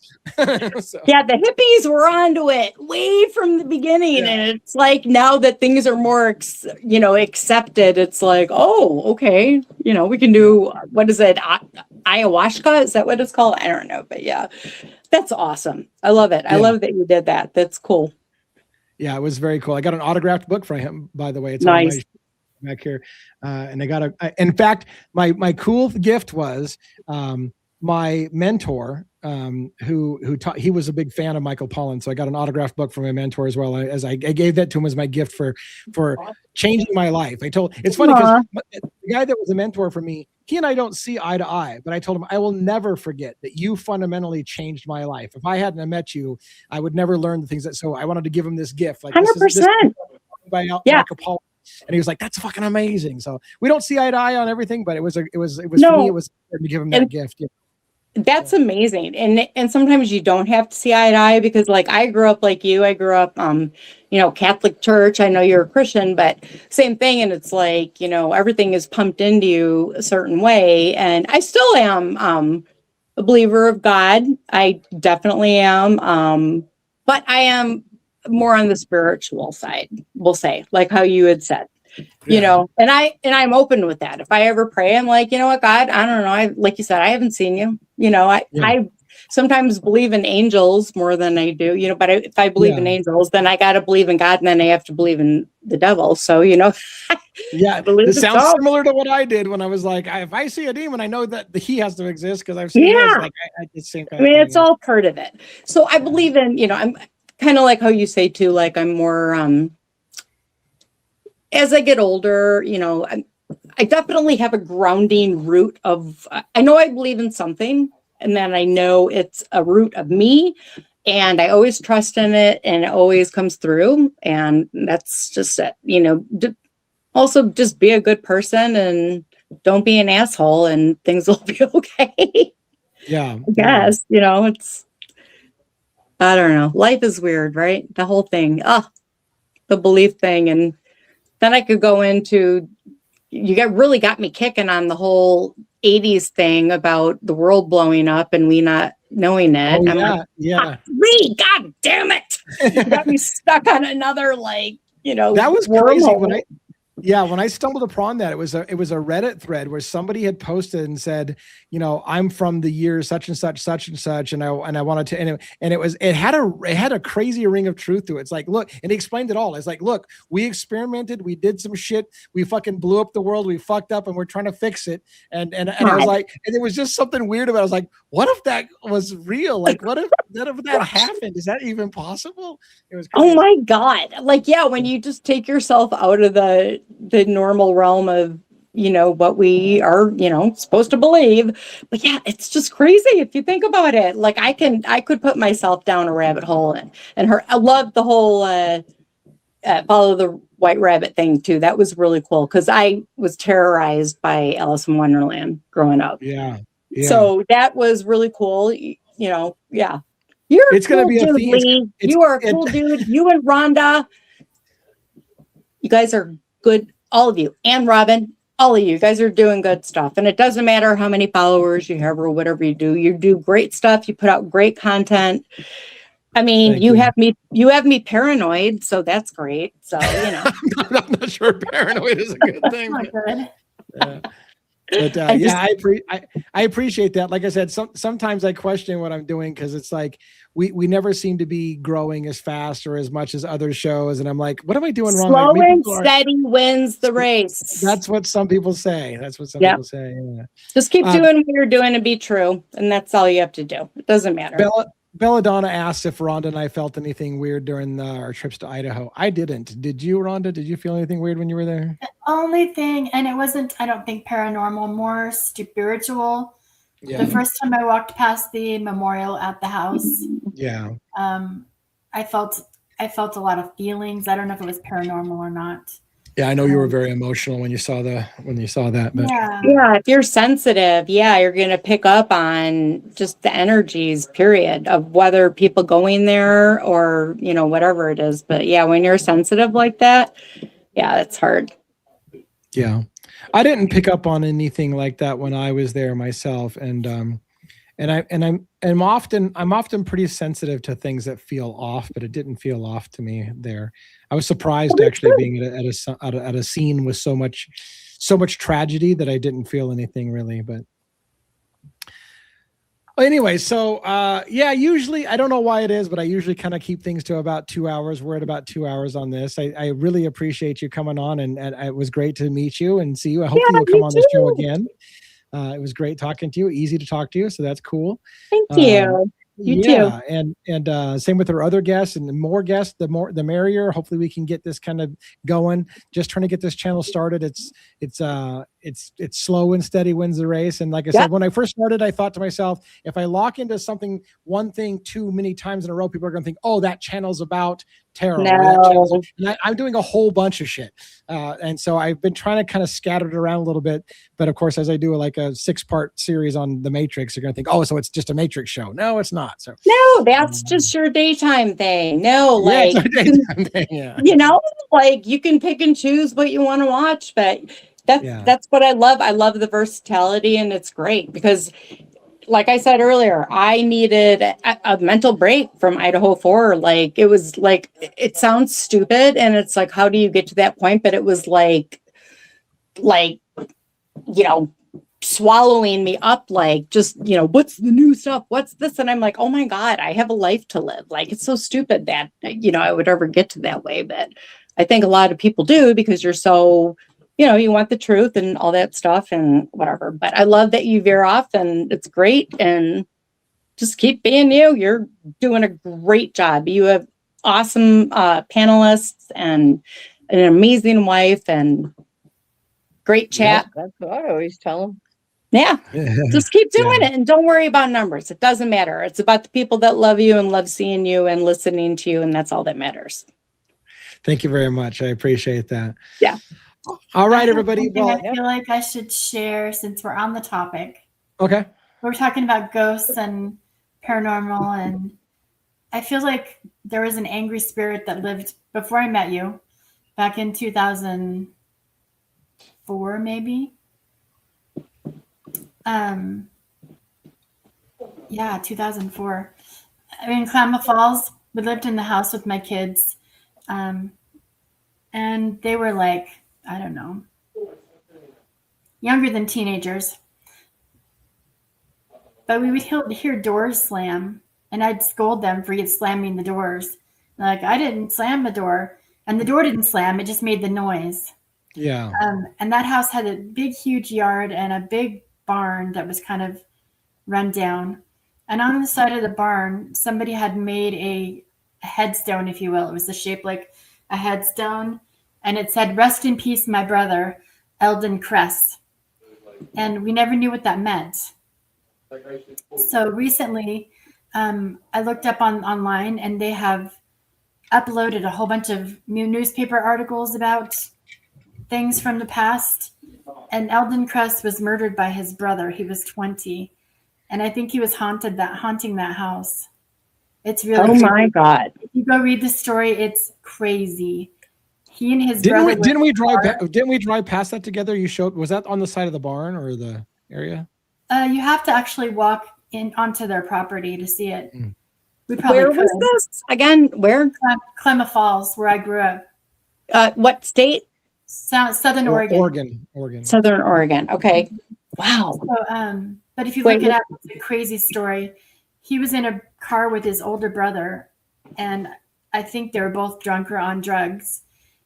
And his brother was shooting out of the car at somebody else and killed him. The story is crazy. Eldon Crest. ELDENCRESS. And that's going to be in Klamath Falls. I found an article, but it's really hard to read. But it's interesting. It's really interesting and a really sad story. That is really interesting. What was going on in that house? And that was in the house that you lived in? Mm-hmm. That's where he lived. I think he must have lived. His brother must have lived there after that, but I'm not sure. Oh my gosh! Wow. Leah's story wild. said she's got a story. Maybe you can come up, Leah's story, and tell your story sometime. Leah's story. Leah's story. Tell your story. That would be good. Yeah, Seems appropriate. I encourage you to do some other night when we have a little bit more time. She lost her daughter. Yeah. Yeah. Aww. I'm sorry you lost Leah. Yeah, for sure. I do appreciate you all hanging out. Some of you have shown a lot of love for the channel, and you're saying you loved that you came here tonight.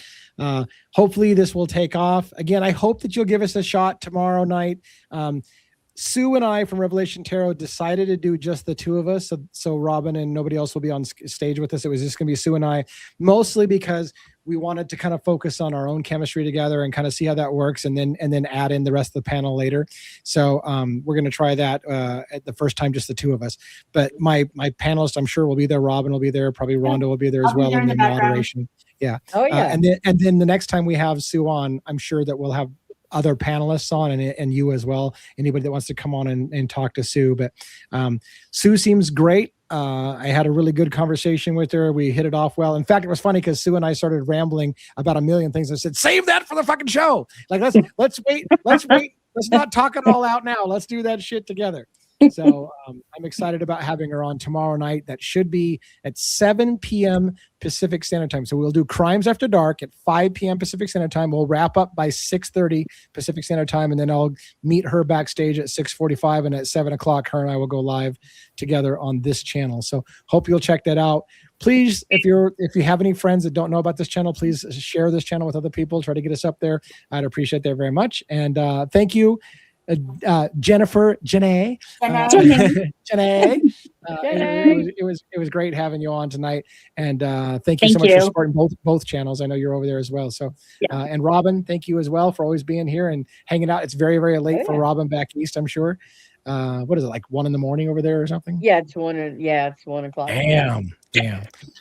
All right. Have a great one, everybody. Thank you for coming. Have a see you good again, one. tomorrow Thank night. you. Good night. Take care. Bye.